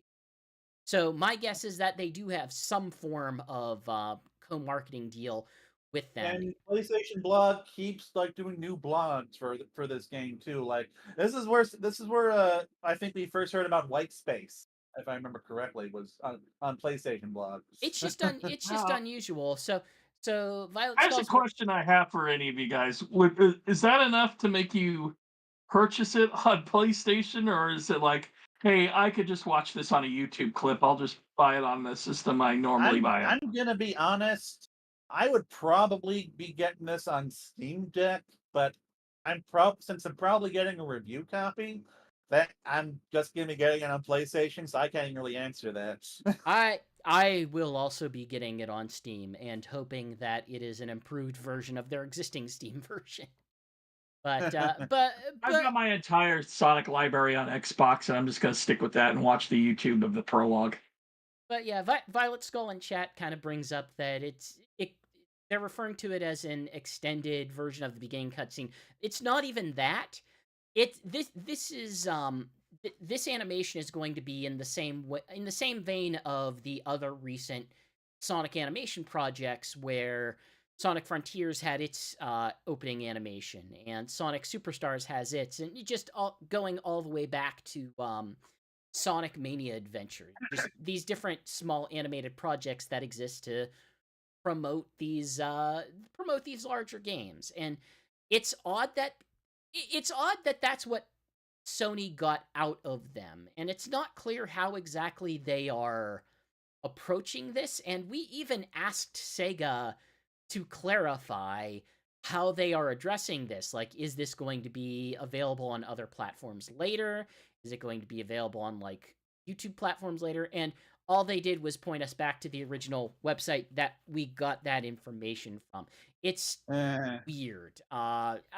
It obviously they're not going to throw a advertising partner under the bus, but also they're just not like, it's unclear what this is other than like an extended version of it that might be coming out after release, question mark.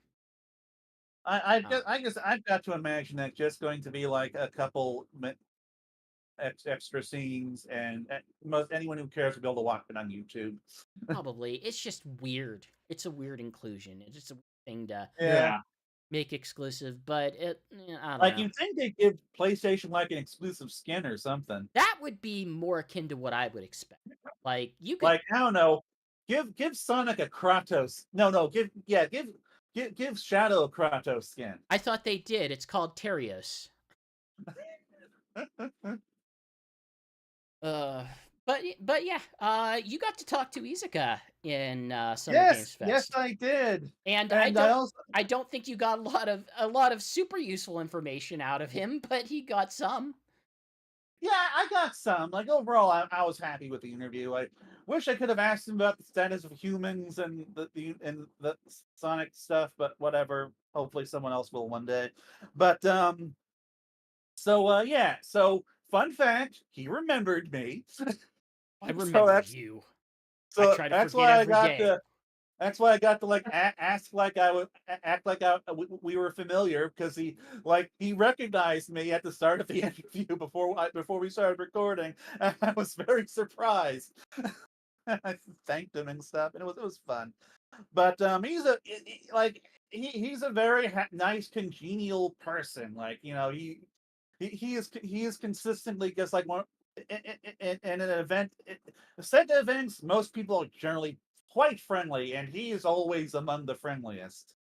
Um, but I did manage to get a few interesting bits of info out of him. For one, we know that this game has been in development since 2022, meaning that at the same time, Sonic Frontiers, Superstars, and Dream Team were all in development, and potentially Origins as well. So was this. And that's because Sonic Team has been expanded significantly. So it seems like Sega is really investing in Sonic on the development side as well, Well, which we can figure that they probably have. I'm guessing the capacity to make. If I had to guess, probably about 3 teams. Because we know they, for the most part, outsourced superstars. That and Dream Team was Hardlight. and Dream Team was Hardlight. But this would have some overlap with Sonic Frontiers, as you said, and of course the follow-up DLC. Plus, obviously they have other smaller projects to go around. Trying to think if there was anything else that we could attribute to them, but I don't Sonic think so. Origins, they didn't do the Sonic 3 port to Retro Engine, but they did do everything else in So, Sonic Origins. Violet Skull, just as a heads up, the layoffs, the massive wave of layoffs that have impacted much of the industry are primarily impacting, we'll say, the United States and some of Europe. For Japan, Europe, for Sega specifically, it's been Europe. Japan both is a much more affordable place to hire developers and does not have the same culture of layoffs as the United States does, and in part because there are more legal protections in Japan against the types of layoffs that that tend to impact the U.S.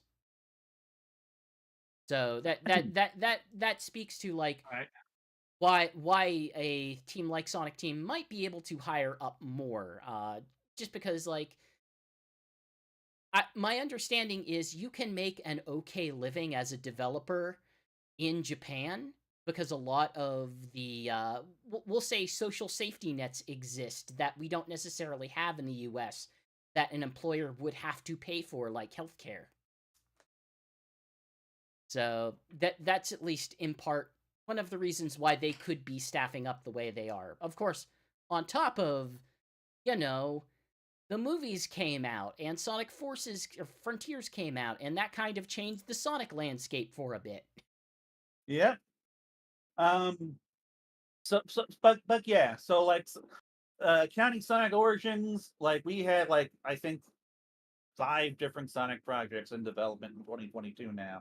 We Uh, covered a lot of some of the answers that you gave in our previous discussions, but one yeah, of the ones yeah. that I really wanted to highlight is I I fundamentally believe like they've never really done a good job explaining Shadow, why he is still around and what he is doing. And so the question I contributed to the conversation to have you ask was like, okay, what exactly is Shadow's motivation? And we this was got something an I answer. wanted to ask because, oh my like, god, yes, because I it's I have been like embroiled in the Sonic discourse on Twitter for a few years now. This is always one of the big points, a big stuck points because you know there are the people who say Shadow doesn't care about Shadow doesn't care about Maria's wish anymore. So whenever like something says that Maria like Shadow's doing it for Maria. Like you get all these big discussion, these big arguments about how in that Shadow the Hedgehog, Shadow threw the picture of Maria and Gerald away and said, "I'm going my own." And like they took that to apparently mean that he was no longer going to care about trying to fulfill what Maria wanted him to do, which now we have confirmation from the head Sonic guy that no, actually that isn't the canon, at least not anymore. Shadow instead, we do finally like have an idea of what Shadow's motivations are because in the games in IDW, it's been unclear for a long time, yeah, and it's well, that's why I'm not never been a big fan of the characters. it Motivations have what always been makes sense unclear, just kind of a jerk for being a jerk's sake.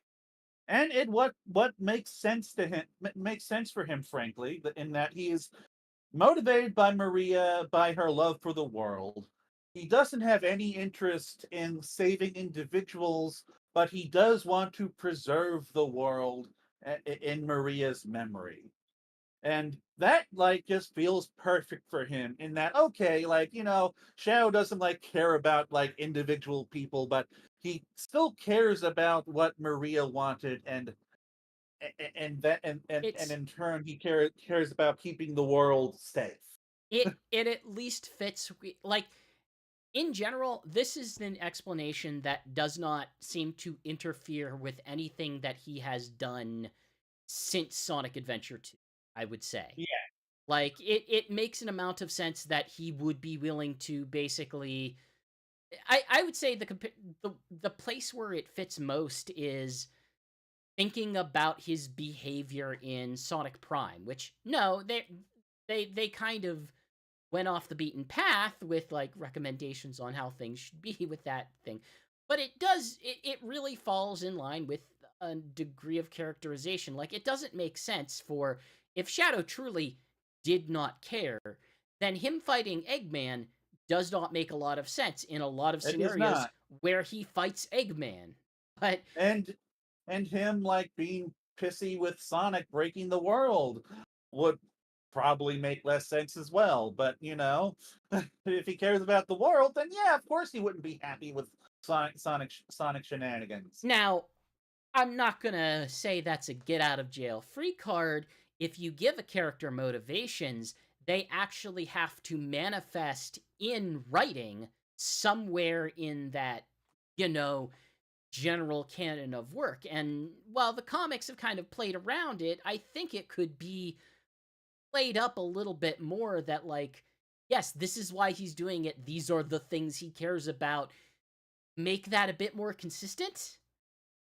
I don't know. Yeah, and I mean, hopefully, with this and with Sonic X Shadow Generations, hopefully it'll set the standards for the character going forward in terms of its characterization. I just see you furiously writing up Ian Flynn saying, "Look, he said this. He said this. You can do this now. You guys can do this now. You can say this in the comics and in the cartoons and everything." Oh, just because Iizuka says it doesn't mean Ian Flynn can. I know.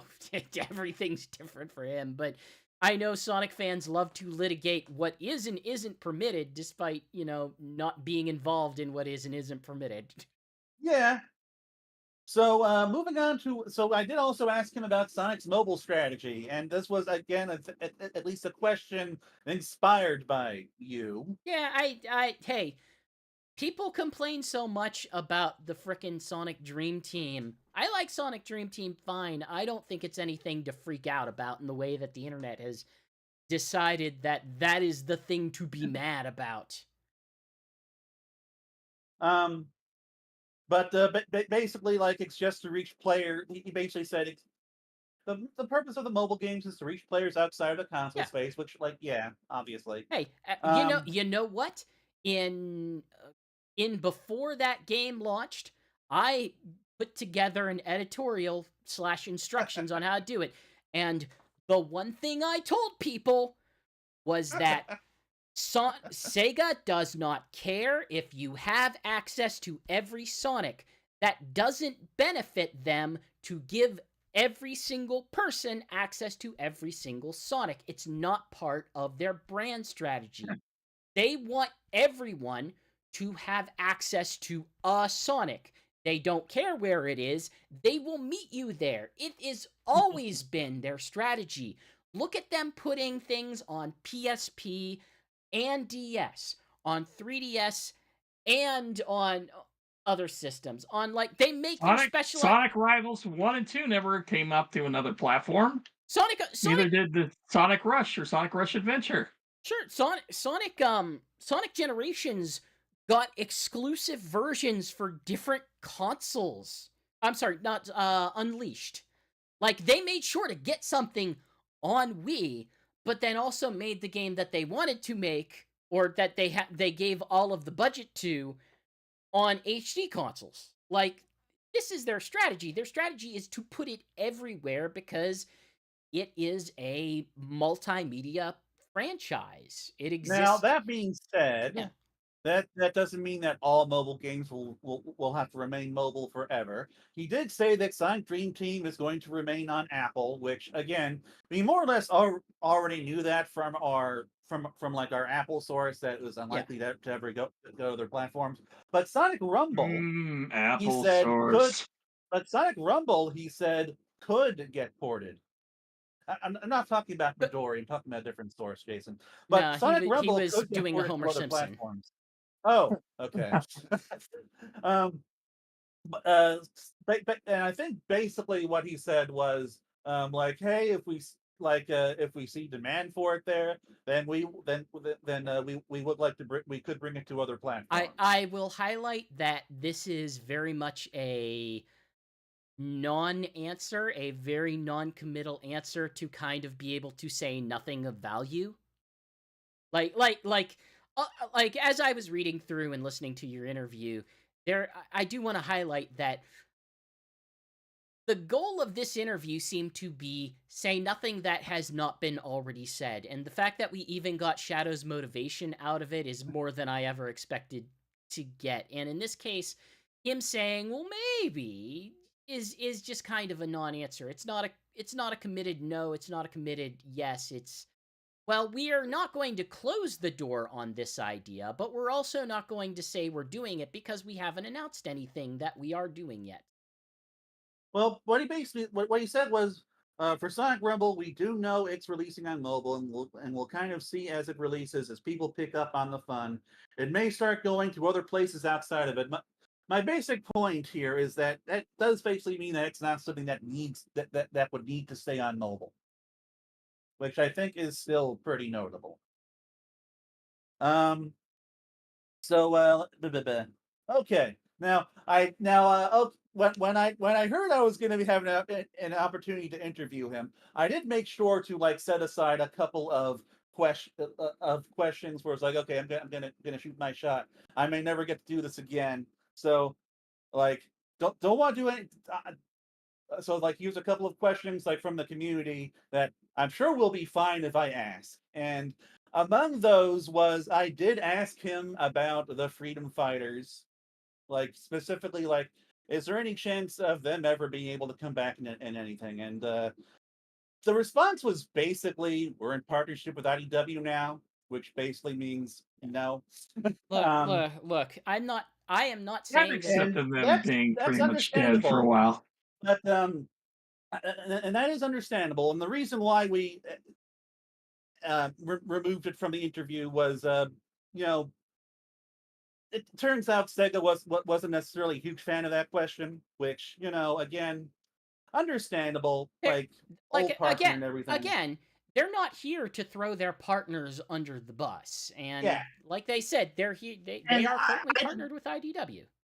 yeah, and so like yeah, so IDW characters, that is the future, and Well, that's the present. like that is the present, that is the future. Like that is where things are going to be from now on, and that I is don't fine know, as expected. my And if dude. I knew that it was going to annoy anyone, I just wouldn't have asked. But My dude. Neither of us could ever tell what the future of Sonic and Sega are. I don't think they know the future, and they're actively trying to sell the concept of super game. But but but but yeah, just can I get something off my chest? yeah, sure, This has nothing to do with the nature of the interview or what the response was. Sure, I heard it, yeah. but this has nothing to do with it. Anybody should understand that it's done, and the reason why we know it's done is because they aren't doing anything with it. It's not that they necessarily can't.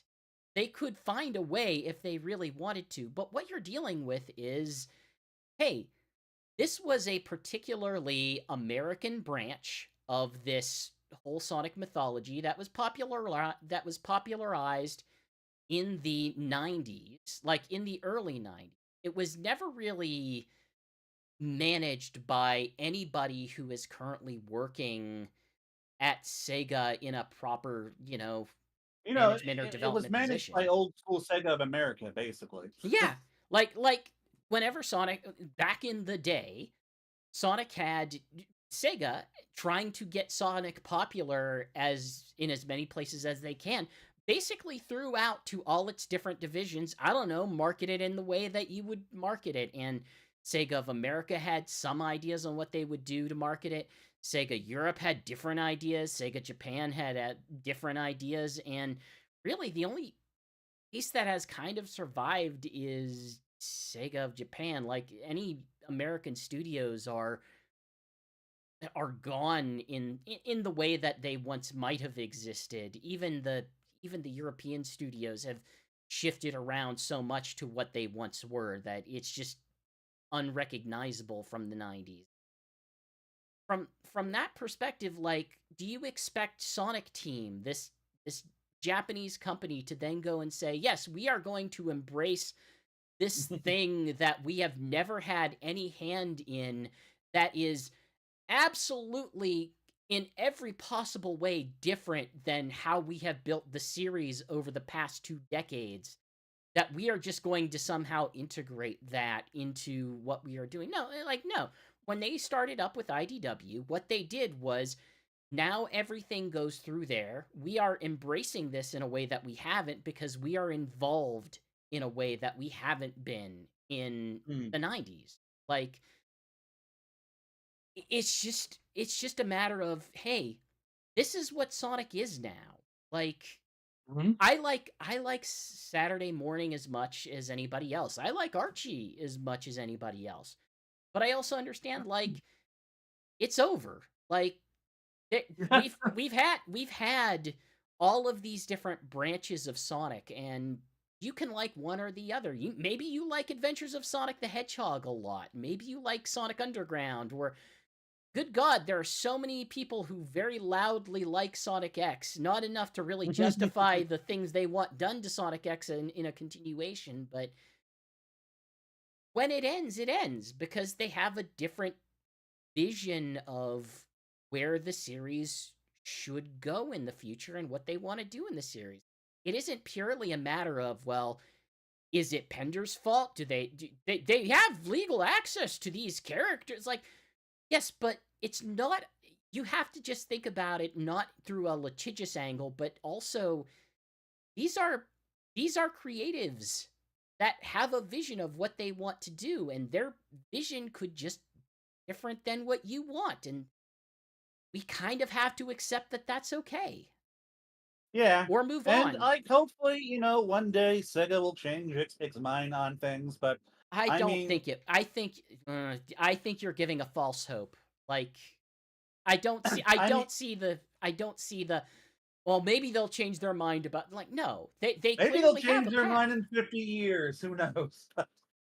Like at the very at the at like at the I think it's pretty clear that like as things stand, the freedom fighters are the past, and Sonic Satan is kind of the one form of media that is still officially released where they're going to like kind of continue to be accessible in, and like The only thing I could even see remotely happening is possibly IDW picking up the non-Penders, Ian reboot I as repeats in a graphic novel or there. something, and So even that that is definitely not is happening. very so highly doubtful.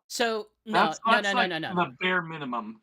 I think we got our answer whenever we got our answer on all of this whenever Ian Flynn said that Sonic X is off the table.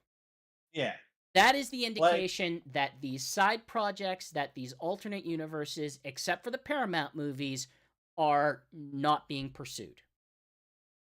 And so the primary reason why I wanted to ask this question was because I guess wanted to kind of just get definitively out there that they're gone and they're not coming back, and that is just the case. Like no one is lying to And you. There are no like there are no like writers or any or creatives who are not giving you the full truth or have their own agendas or anything. No, like this is just not something Sega wants to work with, and like this happens all the time with brands, and it's fine. Like ultimately, like I just personally, what I'm more what I am interested in now is just seeing IDW become more interesting. And I mean, looking at the current arc, hopefully that something like that might be brewing at least for this particular story arc. So we'll see.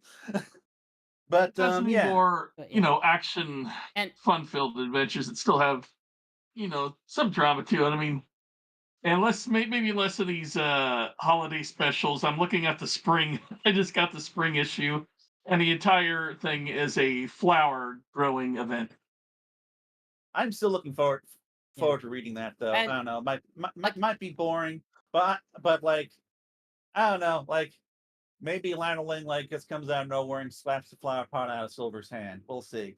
I'll I, see. I You already saw. and I just want to highlight one more time, just for absolute clarity, the thing that I just went on. That is my stance. That is not based on anything we heard in the interview. There is no interview information in that. That is just me making an analysis of where that series stands based on other things that Sega has factually done, not based on any interview information. It just feels to me like it's obvious based on what they have done with the series and what they have said about Sonic X. It's Hmm. it's it's just something that you can extend out to other branches of this series that they have also not decided to extend. Yeah, like Sonic X, Sonic Boom, all that stuff. Yeah, it's But not a matter. Yeah, again, maybe they do have legal access to these And characters. I don't some of these know, but characters, that's and not the what they're ones they making. do have, the ones that we know they have legal access to, a lot of them just get a mention in like Sonic Frontiers, and that's about the best they're gonna get as far Well, as okay. Let's Well, go into a follow-up to that. So I also asked Takashi Iizuka about whether or not the IDW characters will appear in the games at some point, and he said that there's a good chance that they will. Like it really does kind of did he? like if yes he did. I reread the quote that you typed that you typed I need to reread just to this make quote sure. because whenever I read it, it also sounded very non-committal in the way that he Well, was. it's not like he was going to say that yes, they are definitely going to be in No, a future game. what I remember reading was that he just highlighted the existing places where they were and left it at that. Well, okay, let's where Let's are go to you? the tape. Okay. I do work closely with the team at IDW when they're making their new characters and really making sure they're having lots of fun and making really good characters. And I know in the mobile games we have released or will release the IDW characters. So as far as the potential future of IDW characters appearing in games, hopefully there's a good chance. That's not an answer. Hopefully there's a good chance is nothing. That's he would be the one to know. Like Look, as why would someone he who has say hopefully? interviewed it's a people like lot better than straight up no. It's a lot better it than is a straight lot up that no, but that's not a yes, and that's not even a maybe. That's hopefully there's a chance. that is at least a maybe. No, it's not. Like That's not what I'm. I It's have Have given you way ne- less than middle answers in previous interviews with him and other people on this have stuff. you Like it's never more of freaking a dealt with someone who's PR could trained be. before? Like no, not this is not not in a a me. long time. Not in a very long time. This is a BS dodging the question. Like I hate to sound mean when I say that. It was very nice of him to do that, but I know when what's a PR answer, and a PR answer is, well, hopefully there's a good chance. Like that's the most non-answer that you could give without outright saying no or yes. All right. Well, I guess I guess hopefully we'll see. I hate you so much.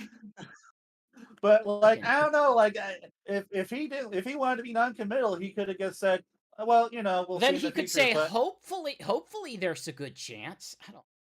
Hmm. Is there a good a good chance? chance Is is a there a good good chance? chance. Well, hopefully there's one. You would A know. good You're chance the is leader of Sonic Team. Dang it! a good chance is way more than I would have No, expected it's not a good from that chance. answer It's if we weren't going to be hopefully there committal. is a good chance. We don't know if there's a good chance. We just hope that there might be one. All right. Well, regardless, that's what I got from that answer. Um, but okay. And we also got confirmation that Sonic 1 will not be in Sonic Generations, which I was actually kind of surprised that I got that answer, if I'm being honest.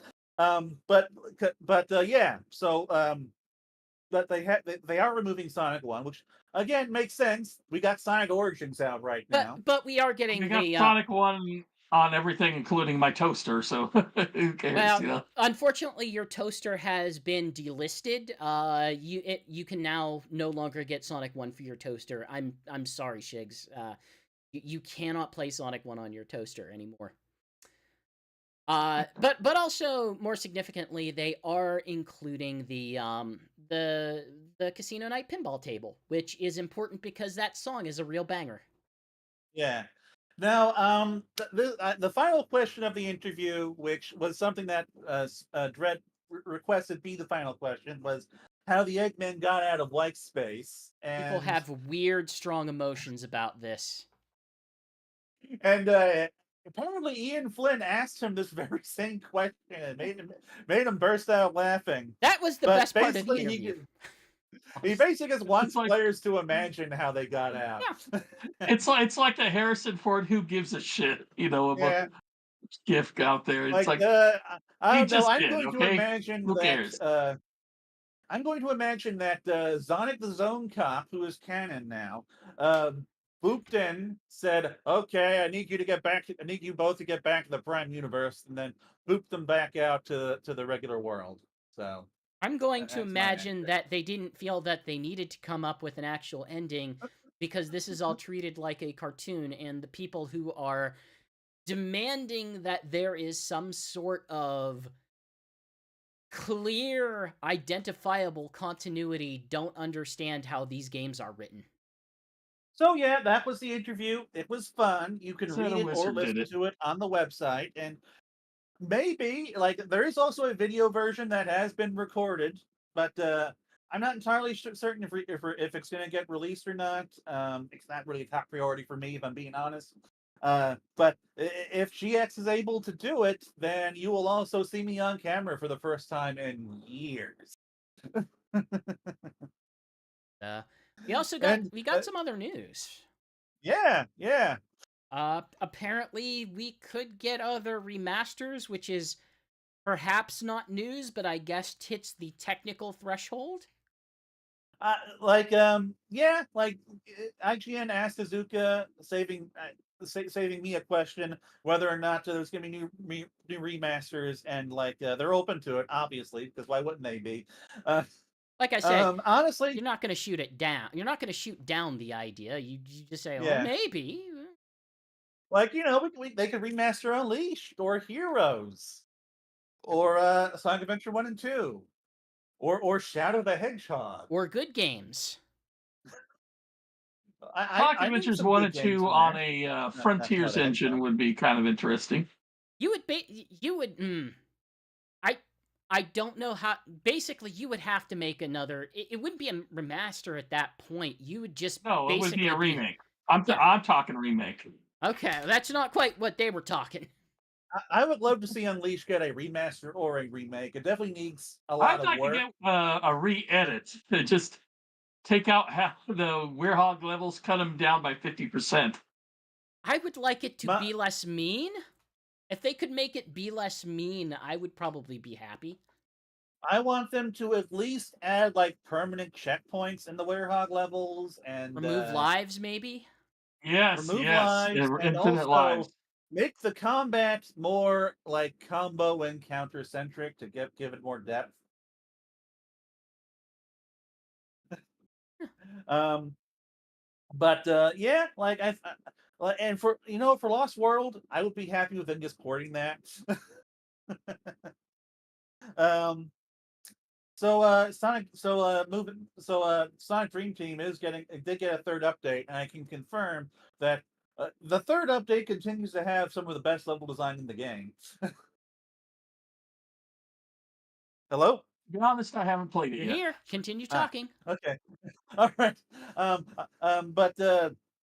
But I didn't manage to get too far into it, but just like with the previous update, the Sweet Sweet Dreams, every mission is basically its own level, and it's built around specific characters, and the level design is very complex and clever and fun, and it's still very enjoyable. So, like, again, like, that's definitely something to check out. Right. Am I hosting now? Should I No, start doing the transition? I'm here. I'm here. I just, I'm letting you talk. Yeah. I It's mean, funny. It's a case where I'm still subscribed to Apple TV Plus, and I'm barely using it when I should really be playing more often. well, it's funny because You should. it's funny because we've got a lot of the big games that were once on it are like all hitting Nintendo at once. Like all of them lost their exclusivity, and it's like, well, okay, now we're on Nintendo. Well, now we're on Nintendo too. Like we're getting the Hello Kitty game, we're getting that Ninja Turtles roguelike, we're getting I'm trying to think what else there was in that recent direct, but there was like three different games that used to be in Apple Arcade that are now coming to Switch. Oh, yeah, the God, RPG. I forget the name, but the one it jeez. uses like diorama backgrounds or Yeah, something. that one. That one. We're getting that one. That used to previously be a an Apple Arcade exclusive. But yeah, it's why I'm so like I said, they're not going to throw Apple under the bus while they are still actively in a deal with Apple, but it is I would still very much like to know internally what their expectations are and why Mm. we have not seen something Like Choo Choo Rocket I'm escaped crossing that. my fingers for Choo Choo Rocket to get ported. Unfortunately, I don't think Iizuka would know anything about that and probably Oh, could he not would speak it. not. No, he would not. But I don't know Uh, if we ever. One thing I didn't talk about was that he is basically like exclusively working on Sonic stuff now, because I actually asked him a Nike's question, and he basically just said, I can't put any money into a Nike's thing when I'm running the Sonic stuff." Which, like, yeah, like he is no longer just a game director Well, anymore. then He it's a is good the thing Sonic guy. It's a good thing they're gonna announce Sonic X Knights Generations this June during the Sonic Central presentation, right? Ooh, I know, Sonic X Knights Lost World. That's Yes. just Sonic Lost World. That's just a remake of Sonic Lost World. uh, but yeah, like I am hoping that whatever whatever contract does allow for Sega to eventually do porting. But like, I given that like Choo Choo Rocket has been delisted for what, a year now, and there's still nothing, yeah, that I does make although me you think that also might did be not different. pick up my segue into Sonic Oh, Central in June.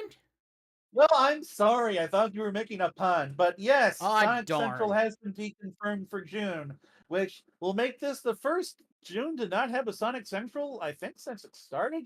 Or was the Yeah. first one in May? I forget. It was always in generally around this time. Now that doesn't rule out July Or August. or Or August September. or September. There could be one this year. It's just that we're not going to be getting it in the next week or so. We don't know if there will be one. They could not have one this year. They could I decide we mean, don't need one, but at the same time, it feels like they have enough going on that they probably could have one. the last time, if I remember correctly, it was either Like the last everything Sonic that's Central or the one before, but one of those two had absolutely nothing. Yeah, they've And had they less have yeah, way I content. more mean, going on right now. it feels like everything that's been announced has been announced for this year. Like you could, Like, I don't think we're going to have anything too much surprises well, we know that there are some mobile games unless we get that another are Sonic Dream coming. Team all of a sudden, you know.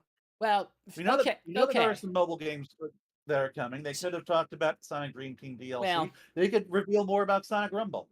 yeah, they've got Sonic Rumble, which they could show more of or announce like a general window that they might expect to release it, or like a second open beta or a second closed beta or something.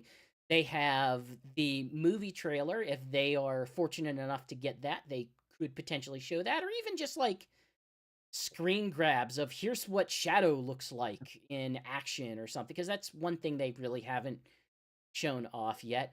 They could have they could very easily have another trailer or a slight preview of the Sonic X Shadow animation project. Just kind of remind people like that, or reveal another stage. Or show off white space. Or show off white space. Yes, they probably should do that if they were good at I'm marketing. guessing they will have like little mini shorts before the game comes out, you know, animated ones, because that's what they seem to do with every Shigs, game they release. We directly talked about the one that they will have.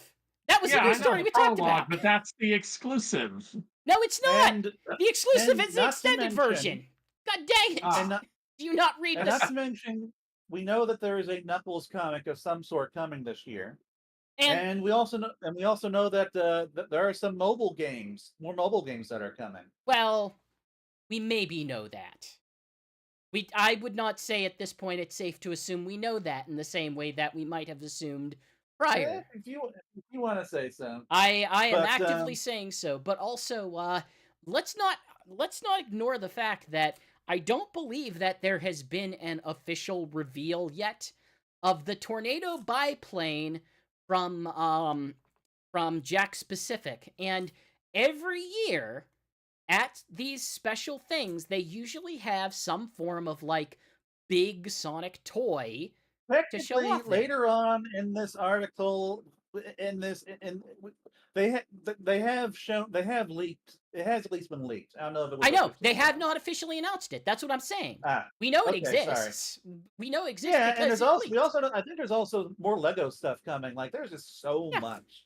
There's a lot of stuff coming out. They have things to show. It's just a question of, okay, do they have the wherewithal to organize that into something that is going to actually air? And the going theory is, well, the going theory has been, well, when are we gonna get the trailer? Well, when we gonna get the trailer? The trailer's gonna be this month. It's gonna be released with this movie. I We're gonna remember it get was them. going to be in May, and then Summer Game Fest. Yeah, it's like it just keeps I mean, everyone keeps there are trailers for Christmas movies out right now that, and it's seems insane that we still have not gotten that, considering we've gotten like they a haven't. Wicked and pretty much every trailer that's coming out in November and December. Let's not ignore the Lately. fact that they have never officially released the voice actor for Knuckles or for Shadow. For Shadow, yeah. We have rumors. I mean, we have rumors. We have what we believe to be credible rumors, but they have not officially announced anything. So there are stuff to show. There's stuff about the movies, but like they've got to show something eventually. And it seems like this would be at least one possible venue. It feels like they would put it in theaters in that first, and then get to show it to an audience after that. Because I feel like Paramount would want to control, yeah. the release of it or something. But maybe it'll be at like a comic convention or which Comic Con that's coming up San soon Diego or something. Comic Con. Yeah. That is now everyone's saying July, which would mean San Diego, late July, which would mean San Diego Comic People are Con. here's the But thing. you Here's know, the people thing. were saying May. People are going to say every month until we get it. Oh man, it's September. I bet we're gonna get the trailer this month. Oh man, it is December right now. Maybe we'll get the It's to trailer. September and we don't have one. It's gonna be insane. And this movie doesn't exist. People will just be rioting practically. Then this movie was the best practical joke that anybody has ever done. So speaking of, where am I going with this? Speaking of practical jokes, Sonic Forces Mobile. Hey, we're getting skins and rewards, and they're changing Okay, things up. so I have been playing a lot of Sonic Forces Mobile for the past 9 months or so, and those skins are not something I'm ever going to touch because, like, they were what? Was it 1,000 red rings? I don't know. To You're edit the one who played something? it. I haven't played it. It was a massive number of red rings to edit a handful of character skins, basically, and it is just a really bad deal. And I don't know why anyone would actually do that just to like have like, I don't know, Gawain or Warlock Infinite in a different color. Yeah, they look But what? like what are those things in Destiny called that let you vaguely change your color a bit? Oh man, I forget. Cosmetics. Like Hanks or something. Yeah, something like that. Halo Infinite has something similar. It just kind of feels like they're running out of things that they can give you at the rate that they want to release them. That's the impression I have. Yeah. Which makes sense because number one, they have fewer people working there now, and number two, I have to imagine they're working on something else now that. So I can turn Warlock Infinite into Frostbite Blue Infinite for Oh, good 1,000 lord. red rings. Or I could change him to Phantom Crimson Warlock Infinite for 1250. So those are the costs that we're talking about. I am convinced more effort was put into naming those characters than to implementing the addition. And Now, yes, I am will joking. That say- I know that sounds mean, but It is mean. it's not great. But I will say that that the other thing that they added, which was like this mystery gifts grid system, is much nicer because it's replacing a thing that used to just give you like, I don't know, I guess 2,000 rings every. It will give you 20,000. I think you could get up to 20,000 rings, but you had to go through like 15 different eggs or something like that. Ugh. But now, but this new thing, it'll Oh give you Lord. more. It'll give you rings, or it'll also give you red rings. And if you clear out the whole thing by watching, I think like I don't know, 6 ads or This still something, sounds like a nightmare. You're not making it you you better. you get you get 50. You can get 50 red rings. They already So show Yeah, too many ads. I'm noticing in a lot of games now, like of these kind of, live service, that monetization is just getting absolutely worse and worse. Disney Speedstorm is a prime example of that, and like I said, that um, what you're talking about here seems like it's making it more of a grind to enjoy the game now. well, like you could Look, just be like me and just like ignore the chroma colors. yeah, I mean, I will be honest, Shigs. The game has always been grindy and full of ads in this way. It just sounds like a different skin that is using to show you additional ads and let you grind. Like maybe this is a lateral move, but also it was work put into making what seems like a lateral move. I I don't know. don't know. I'm personally fine with it. Like You're I personally haven't fine spent with a lot of things, I Knuckles. haven't Like personally spent any money on this game since like last November. if I have Um, learned anything about hanging around with you is that you tend to be personally fine with a lot of things that really suck. well, here's the thing. Like I will just like be doing other things and then just like tell the ad to go Is that a and good way to play do other things. games? Is that an acceptable game experience to do other things and then Well, at that point, I'm not playing the game. I'm just like I don't yeah, know. then what's the At least, point? but like I'm not playing. I'm not going to be playing any games during these moments anyway, so I don't care. Um, I I I have I guess It's this not like I'm going through ads instead of playing Kingdom Hearts. I the I guess the ultimate thing is like I have given up. I used to do a series for this site called Almost Every Sonic, and I intend to bring it back at some point. But I think the Yay! thing that broke me on it was the year in which we got so many mobile crossovers, and a lot of them, some of them were good games that kind of stuck me for a while, but all of them had this mobile structure that just expects you to be playing that game as that game and be invested in that game and come back to that game every day and give all of your time to that Yep. game and live on its schedule. And I got so freaking sick of that. I would rather just buy a game and play a game and have that game be done and have a full experience. I like having the full experience, and I'm tired of the Sonic mobile games failing to give me that. I Mm. don't think I'm ever going to get them from it because there's just too many. I would say there's still enough people who aren't that interested in the full experience and who just want this piecemeal. But I don't know. I find it deeply frustrating. Like Mm. Well, like you already know what my threshold is, and that's Angry Birds 2's tower thing. I Like, so long as you don't give me a casino, I'm probably gonna be fine. I used to be a Pokemon card collector, and as soon as I broke from that, it was like I am never going to play another one of these ever again because I could get bigger, fuller game experiences by not participating in that particular ego. And just I feel like I've leaned so hard into that for the console games. So, uh, however, hey, Sonic's going to be in another console game. People are really Claudia. into the art. I think it looks fine. I think it has some neat sprite work, but it's Last Claudia.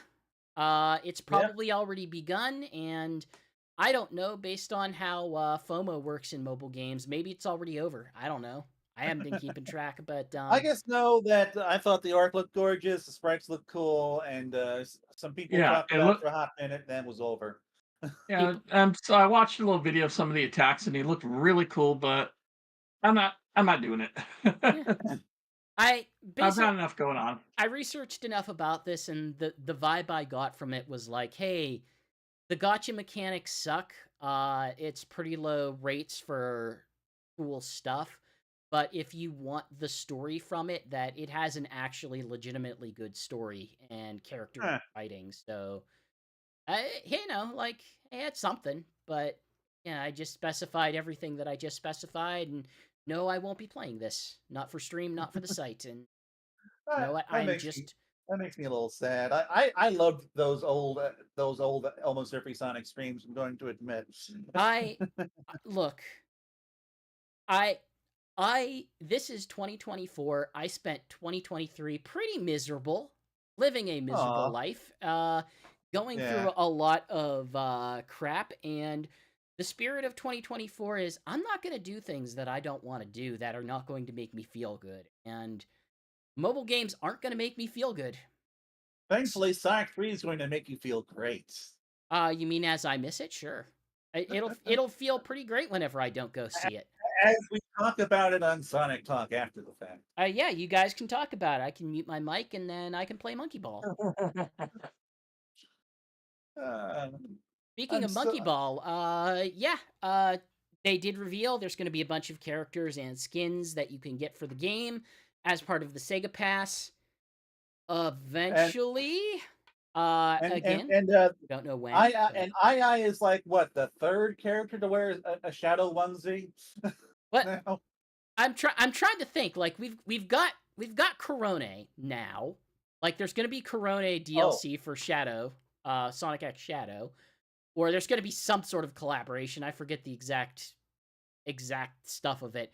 But we also got we've got our Sonic Superstars Sonic Classic Sonic in a Shadow onesie, and we've got Ii in the Shadow onesie. And my pitch is let's kill off Shadow as a character. Let's remove him from the series. We don't have to actually literally kill him. We just never show him again. But every game, someone in it gets a Shadow onesie, and not just Sonic games, all Sega games. All Sega games will have someone in a shadow costume. Like we need to have A Ichiban. dragon, Shadow Onesie. Yeah, Ichiban has a new job class. It's called Ultimate Life Form, and he dons this big dumb shadow costume, and he can do a Chaos Spear or whatever it is. Except the Chaos Spear is just him taking out a gun and shooting someone. There are people who say that the gun is like iconic to Shadow's character, Yeah, even though it hasn't been seen since Shadow the Hedgehog, which was very bad. the leader of Sonic Team has left since the time that was a thing, and And the we are. new leader has said that Shadow does not need to use a weapon. Nope. He never used it. He certainly did not use it in '06. Yeah. So, Although he did use vehicles with weapons. So, speaking of Shadow, I love the Crush 40 vocals from Shadow the Hedgehog, among other things, and a a very awesome fan was able to get Johnny Jolie from Crush 40 to do vocals for their Shadow fan song "Feel the Fire," and it is I love this song. Like if you are a fan of like the butt rock Crush 40 stuff from Shadow the Hedgehog or Sonic Heroes, like this is just right up that alley. Like it sounds great. The lyrics are, I don't know, they sound like the words sound cool. I don't know if the lyrics mean anything, but the point is the words sound cool. the And lyrics like had this never is meant anything. Every Sonic vocal track from Crush 40 sounds like it was translated from an anime intro. But regardless, I was listening to it like while I was putting the show notes together, and I was like, "Yeah, damn, I'm gonna be keeping this thing on." Um, and so, like, I would just like recommend you just Google it or whatever, or go to our website. It came out June 23rd for Shadow's birthday, which inexplicably, despite this being the year of Shadow, they just treat this as just a run of the mill Sonic birthday instead of a Shadow birthday. Which, well, okay, I guess that was technically June 19th, wasn't it? Never mind. Apparently, Roblox is doing something for Shadow's anniversary. I don't Ah, know, the Roblox game, Sonic Speed Simulator. yeah. Yeah. That's one of those games I'm not gonna go back to. But the song is part of the Fearless EP, which is a fan project being produced by fan musician Eres, Eresse. So it's like there's other songs, but this was the one with Johnny Jolie in it. So yeah. Hmm. Hey, we're getting something that I might actually care about. Knuckles is coming to Blu-ray and DVD. The I'm happy for you. the Paramount Knuckles series is coming there. I still need to get that soundtrack. I absolutely need to get that. If you want to hear about what music does GX like, GX likes the the dumbass power ballad that they used at the end of one of the episodes, where they just explicitly poorly describe the premise of the show. That's what I, I want. ooh, was that episode 4? I don't no, Was that awesome? no, episode 4 was the musical, the rock Okay, I opera. got that. I don't think I ever pay attention to the closing lyrics, so I think I may have missed this. I'm gonna Uh need to seek it out. yeah, but yeah, it's coming to Blu-ray and DVD September 10th. There are special features. I haven't paid close enough attention to figure out what they are. I'm They guess also the only person on staff that likes this as much as I do. Because it's a very stupid series that does not care at all about the source material, and so I there can relate. is I also don't care about the source material. there will be a cast featurette, a gag reel, and working with and content such as working with Knuckles, this or that, and Knuckles impressions. So I imagine this is like going to be other things that It have like Knuckles talking to the camera for a couple of it minutes. sounds like the stuff that they released prior to the show's release as promotional, because I remember a lot of those already. Ah, okay. I guess I forgot about that stuff. However, other videos Chigs, coming out Chigs, are uh, Chigs, you like physical media. Are you getting this? Chigs, are you there? Yeah, I don't know about this. I mean, yeah, it's Knuckles. It feels like I should get it, but I don't know. I don't I'm I don't I'm buy so anything physical up in the anymore on air. testing games, so I'm not gonna get I it. still don't own the second movie on physical media, and I am seriously considering getting the third the Knuckles series on physical media. Oh, liked it that much, huh? I that is the one thing of this sub brand that I would actually consider watching again, and it is because in part it is the one touched least by the things that I did not like about the first two Sonic movies, Watching again ahead of your Sonic 3 watch. which will have absolutely nothing to do with the Knuckles series, because the Knuckles series didn't have anything to do with the movies. It neither cared um, about either. I was expecting at least like some sort of after credits thing, but no. No, it didn't care. Nothing matters in it. Absolutely nothing matters to either connect to either part of it. And that's what I like.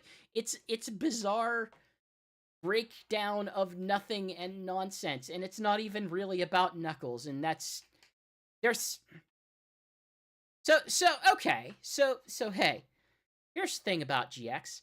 GX has a fascination with things that look and seem like outsider art. Have you ever picked that up about me?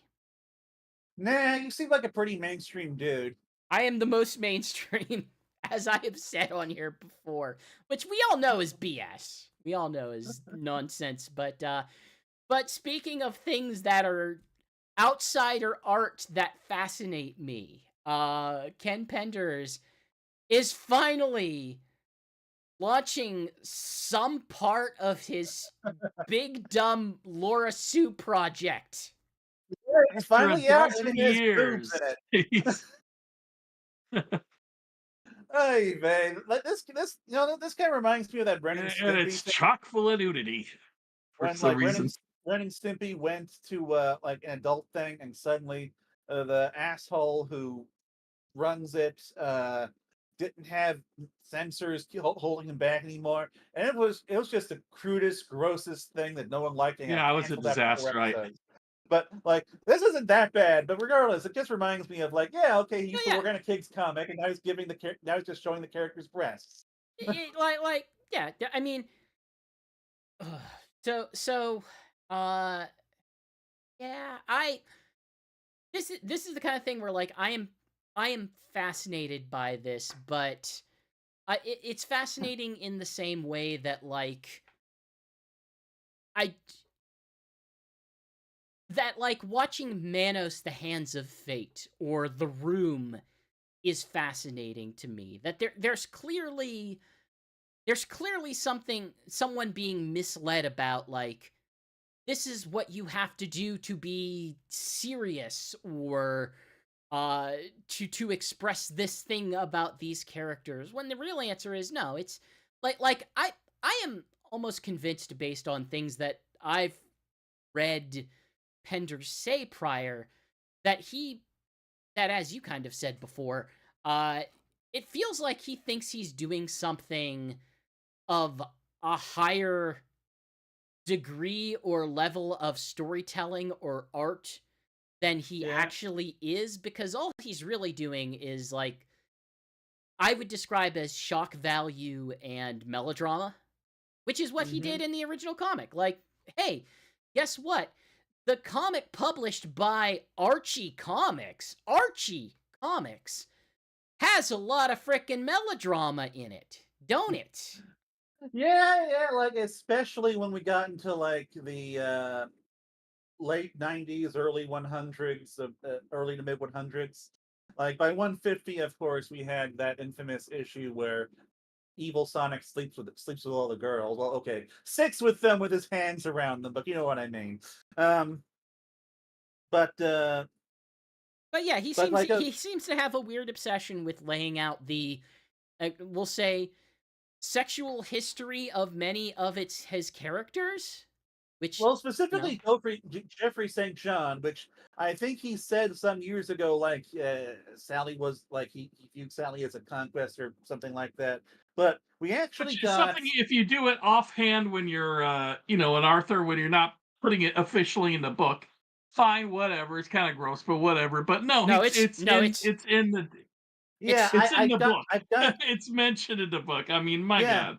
I've got it pulled up right here. I think it's from like a character profile or something for Jeffrey St. John. I But think you are underselling this, Shigs.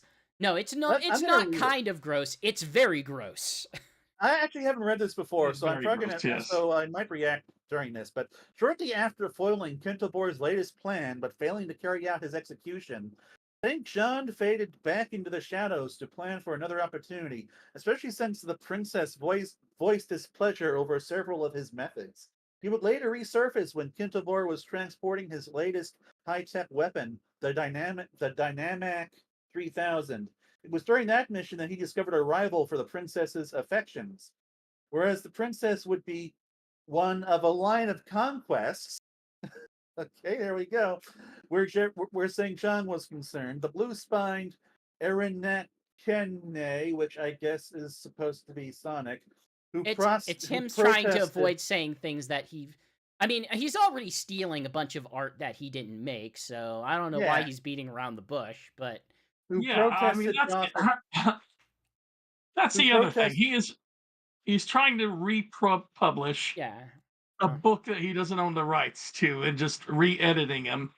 well, And that's the majority of the book. The first part is just the first chapter of his story, even which if took he, him the 12 years to come up to with. the blue-spined Ericano, who protested Doth a bit too much regarding his affections for the princess for St. John's taste, would prove to be a source of great sport and amusement.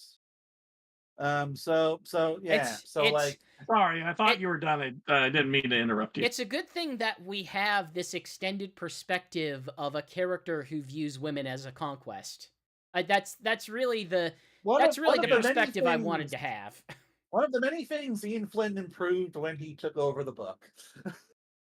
He, Apparently, because I did not get that impression from St. John back in the day. So, woof. I have always disliked him as an absolute a-hole. But I like that he was an asshole.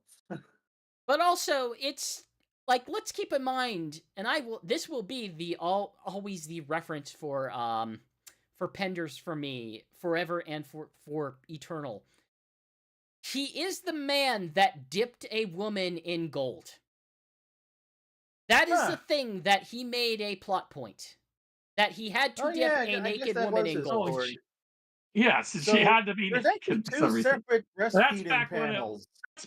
it wasn't when the characters just didn't have a squat Disney body, when they were more anthropomorphic with it to the breast and everything. Then he had to do it, of course.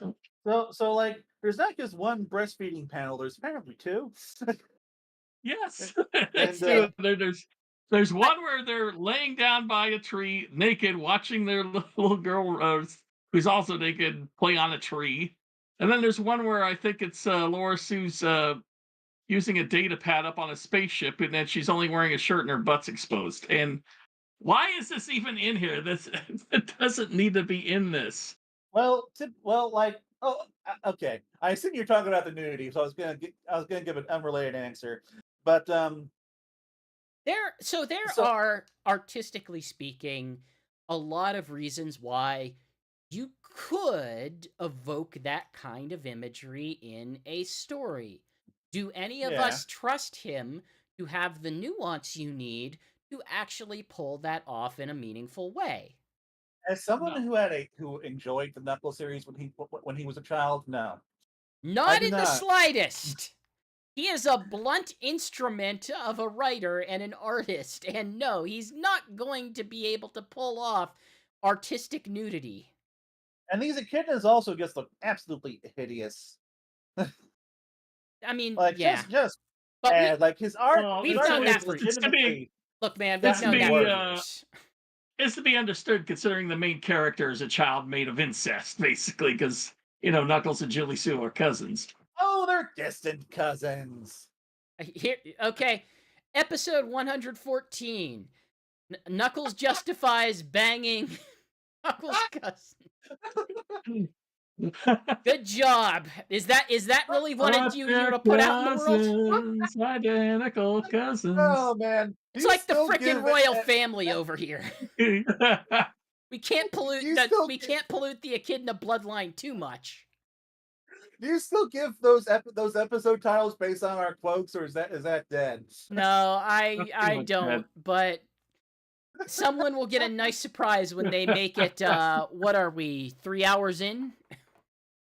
I don't know, but regardless, like yeah, the, like admittedly, we are looking at Look, this stuff out of context, which does make me feel a little bad because it's very easy to take things out of context. But Like I said, there eh, are there are circumstances where you can have artistic nudity in a, contextually valid way, but as we expressed, none of us trust him to have the nuance that's necessary to pull that off.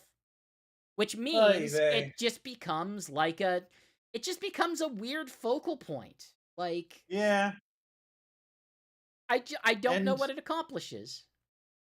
I feel like his thinking may have just been, well, the characters were naked, so they're in the comic book when they didn't have, you know, human anatomy, and so well, there's nothing wrong with them just being naked here. That's just Uh being canon or Fake, something. fake Knuckles just has his fake Knuckles is going full Manhattan the whole time.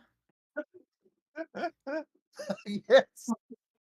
Uh, but like the only reason why I haven't gotten this is because I don't want to give him money. I But I would never like. I still would not mind reading this. Like I don't know if it's like I don't know. I guess I could probably buy a digital version. I don't know. morbid curiosity, and plus, we run a Sonic site, and this is Sonic adjacent by quite Although considering this, one of I the was not characters is expecting a the yeah. slightly off Knuckles. I was not expecting there to be this much in this because from what I thought this was just supposed to be a reprint of Mobius 25 years later with an original page at the end. I did not know that there was going Which to be like a whole first chapter after that. I've got to ask: do you think there's any chance of Sega or Archie doing a cease and desist on No, this. No, I He don't think finally they get his care. comics. I would be more personally. I would not.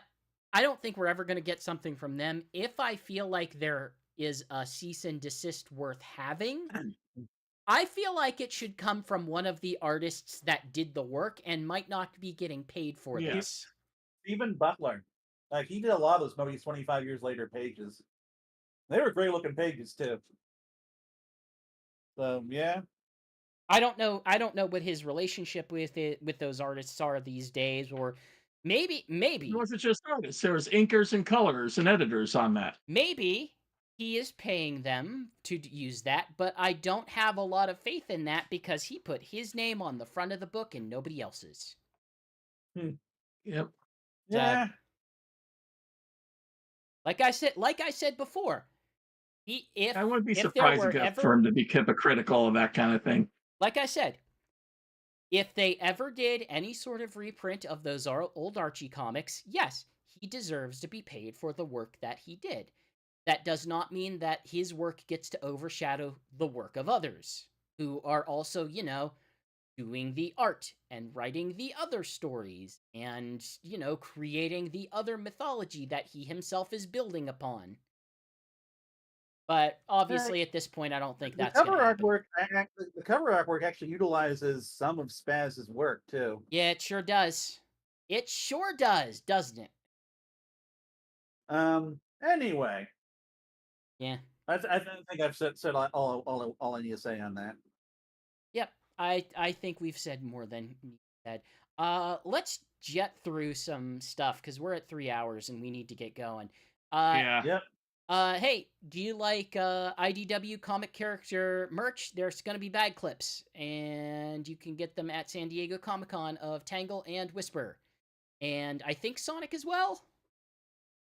Yeah, Yep. Sonic was there. And it's a 3-pack, and I'm gonna make sure to, preview night. I'm gonna try to get down there because it's a very limited supply of those, and I really want this bag clips. You know Good what? luck, I'm Shig. gonna You know what it looks like? It looks like the Burger King toys that they just sort of have been going through in Brazil. Like it's really so jealous that stylistically that's similar. just the last Burger King Sonic toys we got over here they were absolute garbage, Hey, and they get these nice Shigs, little Shigs, minifigures. Shigs. I have a Yes. secret. What? These are also absolute garbage. They're all absolute garbage. They look nicer. Yeah, but they're cheap Are we talking about the plastic. Burger King Actual toys? figures. They're I- cheap I- I was- plastic in a food toy thing. They're Okay, we are. okay. I think they look. I think they look nicer than some of the other ones we've gotten from like Tell me, McDonald's. Chicks, how many That's what I'm talking about. how many Sonic Ha- toys have you yourself purchased that are of higher quality than a kids meal toy? Pretty much all of them. Then don't give me that crap of you being annoyed that Burger King is getting some kids meal toys in South America. I'm sure you're pretty good off. I can't imagine. But I'm just saying, every kids meal toy in America that we've gotten it's not. I've never been like a nice little figurine that you could put on your Yeah, shelf or and whatever. that's like Yep. the best It's kind always of been some kind toy. of weird toy, That's a little frisbee thing, Gee, or something that you would get out of the Dollar Tree. wait. Are you telling me that all these kids are going to be disappointed that they don't get a figurine that they can put on their shelf and they instead get a toy for kids? Yes, those kids are very sad. They should feel sad. Talk about just on the shelf. I mean, you know what I mean. No, That no, it's what you something that mean? actually represents the character instead of Yeah. something a random toy with the picture of the Yeah, that's a high character priority plastered for. on it. Yeah, that's a high priority for their target market. Like, what the hell are you talking about, chicks? Like, these are toys for kids. Of course they're like this because they're for kids. You're trying to define toys for you, not toys for kids. Yes, well, of course he is because he wants the toys. I don't see the problem. Well, be explicit about it. But also, Yeah. he has enough toys. I have enough toys, and I have fewer than you. Hey, I don't have enough toys. speaking of toys that nobody needs, the stupid Tubbs rubber duck line is still Yes! making ugly things. Silver Rouge Yeah, and that's one I'll SBO. definitely I think I might want. actually buy one of these. I don't know. I'm just morbidly curious at this point. Are they aren't expensive, are they? I think they are like 20 bucks. They're first off, they're in the UK, so you're going to be paying extra for them, I Oh, think. never mind. Okay, I'm good. I lost interest. But yeah, I just want to buy one, open the packaging, like stick it in the pool. yeah, Sega Shop is selling My them pool. for 20 pounds, which is going to be more than 20 bucks each. Mm, So Jeez. I can get so many McDonald's toys for that $20, and they'll be about as good. But yeah, there's silver, there's rouge, there's SBO. They're all incredibly unsettling, and I don't know. Yeah, We need to get the Babylon Rogues in on this. Like they're just nuts now. we've got some Jack-specific toy leaks. Some of them have to do with the movie, but we don't really get to see what they look like. They're just saying, "Hey, there's going to be a Sonic, Shadow, and Knuckles, and a Doctor Robotnik in some way, shape, or form." There's going to be, I believe, like they say 12.7 centimeters and 6.3 centimeters. So it's probably going to be similar to how the current Sonic lines are broken up between like the slightly bigger ones and then the slightly smaller ones, equivalent to that. There's going to be some, I believe, new figures and reprints. We're getting Rouge again. I am very excited for Neo Metal Sonic. Big thing people are excited for is there's going to be a Neo Metal Sonic because Sonic fans demand to have as obscure characters as humanly possible. Um, Yes, yes, we do. uh, and yeah, uh, and then it looks like there's a couple more things on the way in the 4-inch line. Another Sonic, which I think is using the Dream Team that render they're using to represent it this time. In Yeah, I the wouldn't read into that. I wouldn't read into it. But I just find it interesting that they're using that as the render. Oh, hmm, wait, no, this is just Sonic Birch's news render. Okay. yeah, Uh, and it looks like, we are hey, getting Classic Metal Sonic and Classic Amy, which class, I yeah, think at least Classic Metal Sonic is new. yep, and giant chested Vector. But And finally, we know that the tornado is going to have electronic uh, noises and stuff. it's gonna be more substantive than the movie Tornado of prior release. It's gonna be more. Number one, it's going to be way more in line with the we'll say Sonic 2, Sonic 3 version with the different colors of wings and such, but also, yeah, it's going to have lights, it's going to have sounds, it has the little jet engine on the bottom from the plot of Sonic 2, as much as that game has a plot. But yeah, it looks cool, and it's the kind of thing that you would probably put up in a Sonic Central, Yeah, yeah. that kind of Like thing. just like have an old school toy commercial, Sonic the tornado with 6 distinct sounds from the games. Yeah, it's just do that, put in the commercial. It's great, great. Um, so yeah, I I did I add a little. Go ahead. no, go ahead. There's you added something. Legends of I don't know what this is. Akio. Keto Sonic toys. These are we have them at our Target for the Ninja Turtles line right now. They're These little are cool. like spinning toys that are they fight one another. So like Sonic and Tails are in Oh, a kicking pose and they can, kind of oh my fight like god. that. I think it's kind of They have Tails hitting Shadow with his for tails some and reason Shadow Shadow punching him. has Chaos Emerald gloves stuck on him. I don't know why that is, but Are these yeah, are these basically discount the Rock'em to- Sock'em robots? Mini I think battling what they action figures, are I guess is so. more like what is it, Bakugan? Not Bakugan, but the other Beyblade? one, the spinning top one, Beyblade kind of things where they spin and since they're in a kind of a kung fu kicking pose, they spin around till they knock over one of the other characters. So we can At least I finally think have that's how this Super works. Sonic versus Super Shadow. Yeah, So we've there's 3 different ones. There's ones with Sonic and Knuckles, one with Tails and Shadow. For some reason, Shadow's got his hands engloved in like chaos emeralds, and then Super Sonic and Super Shadow, and Shadow once again has his gloves encased in something. Oh man, these are profoundly like age 8 boy Yeah, toy. yeah. These are These are these are totally spinning little spinning top toy like things. You I got a kid like at 10 years old, or like my nephew who's 7. He'd probably really oh, be into this. He's starting to become a Sonic fan. I feel like 10 might be a little too high on there, but because these I'm looking at the designs for this stuff and it's like, "Oh, I can pinpoint the exact demographic they're aiming for." And it's not a very big age range for the demographic, but like, oh, it hits that demographic entirely. Like, "Oh, these things have weird crazy faces and big dopey weapons and stuff, and you can make them animate." Like, oh yeah, if you're like between the ages of 7 and 9, oh, these will hit hard. 9 might be too high. Maybe it's like 6 through 7. Right. well, this is 6 and up, And so I mean, my nephew is 7. He's got a ton of Beyblades, so hey, this is probably up his alley. So yeah, yeah. And I below think is just a yeah. Go on. yeah, I think we should probably wrap up because we are Yes, we now should. significantly over well, slightly over 3 hours. So hey, just as a heads up, with Monkey Ball out, this week's Sega Sonic Radio theme is going to be Monkey Ball themed. You are more than welcome Oh, to not only request Sonic music, but you can also request Monkey Ball music. How can you do that, GX?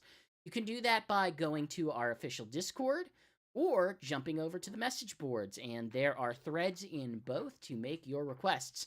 If you want to do so on Twitter, though, you can do so on Friday whenever I post a request thread there.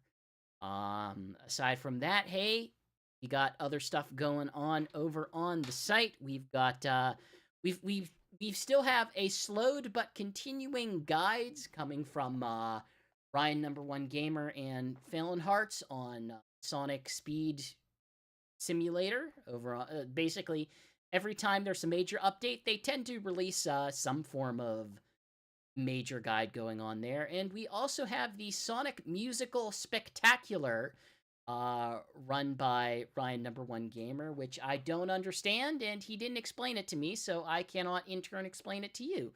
But the mods over on the message boards have the details, and you can, I guess, check it out there.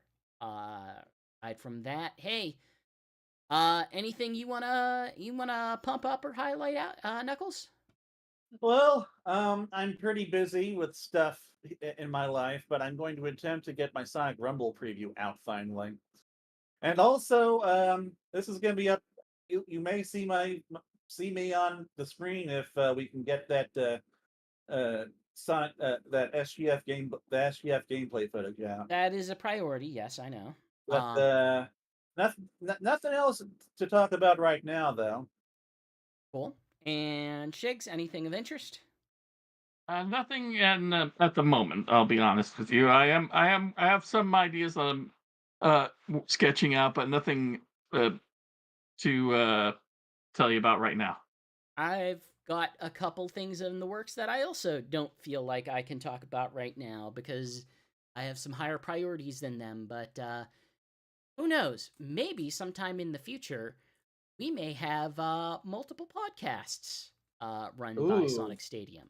I mean, you know about one of them. Well, yeah. Yeah, we'll Spin talk Dash. about it later. We'll talk about it later. That wasn't the one I was referring to, but okay. Yeah. So, you know, if you like podcast info, got more of that coming up. So, yeah, I think we're gonna take off. Thanks for listening, and shall catch you guys in, I don't know, 2 weeks or a month. I don't know how long. Maybe we'll have a Hopefully Sonic 2 weeks. Central by then. Yeah. I guess it'll depend on how much. Well, we at least have some IDW news IDW stuff to discuss, so 2 weeks might be better. We always have IDW stuff. Like it doesn't stop. It's always something. Yeah, but now we Yeah. got the spring issue. Peace, But anyway, peace, yeah, see everyone. ya. We're going. Bye. Bye bye. See you next time.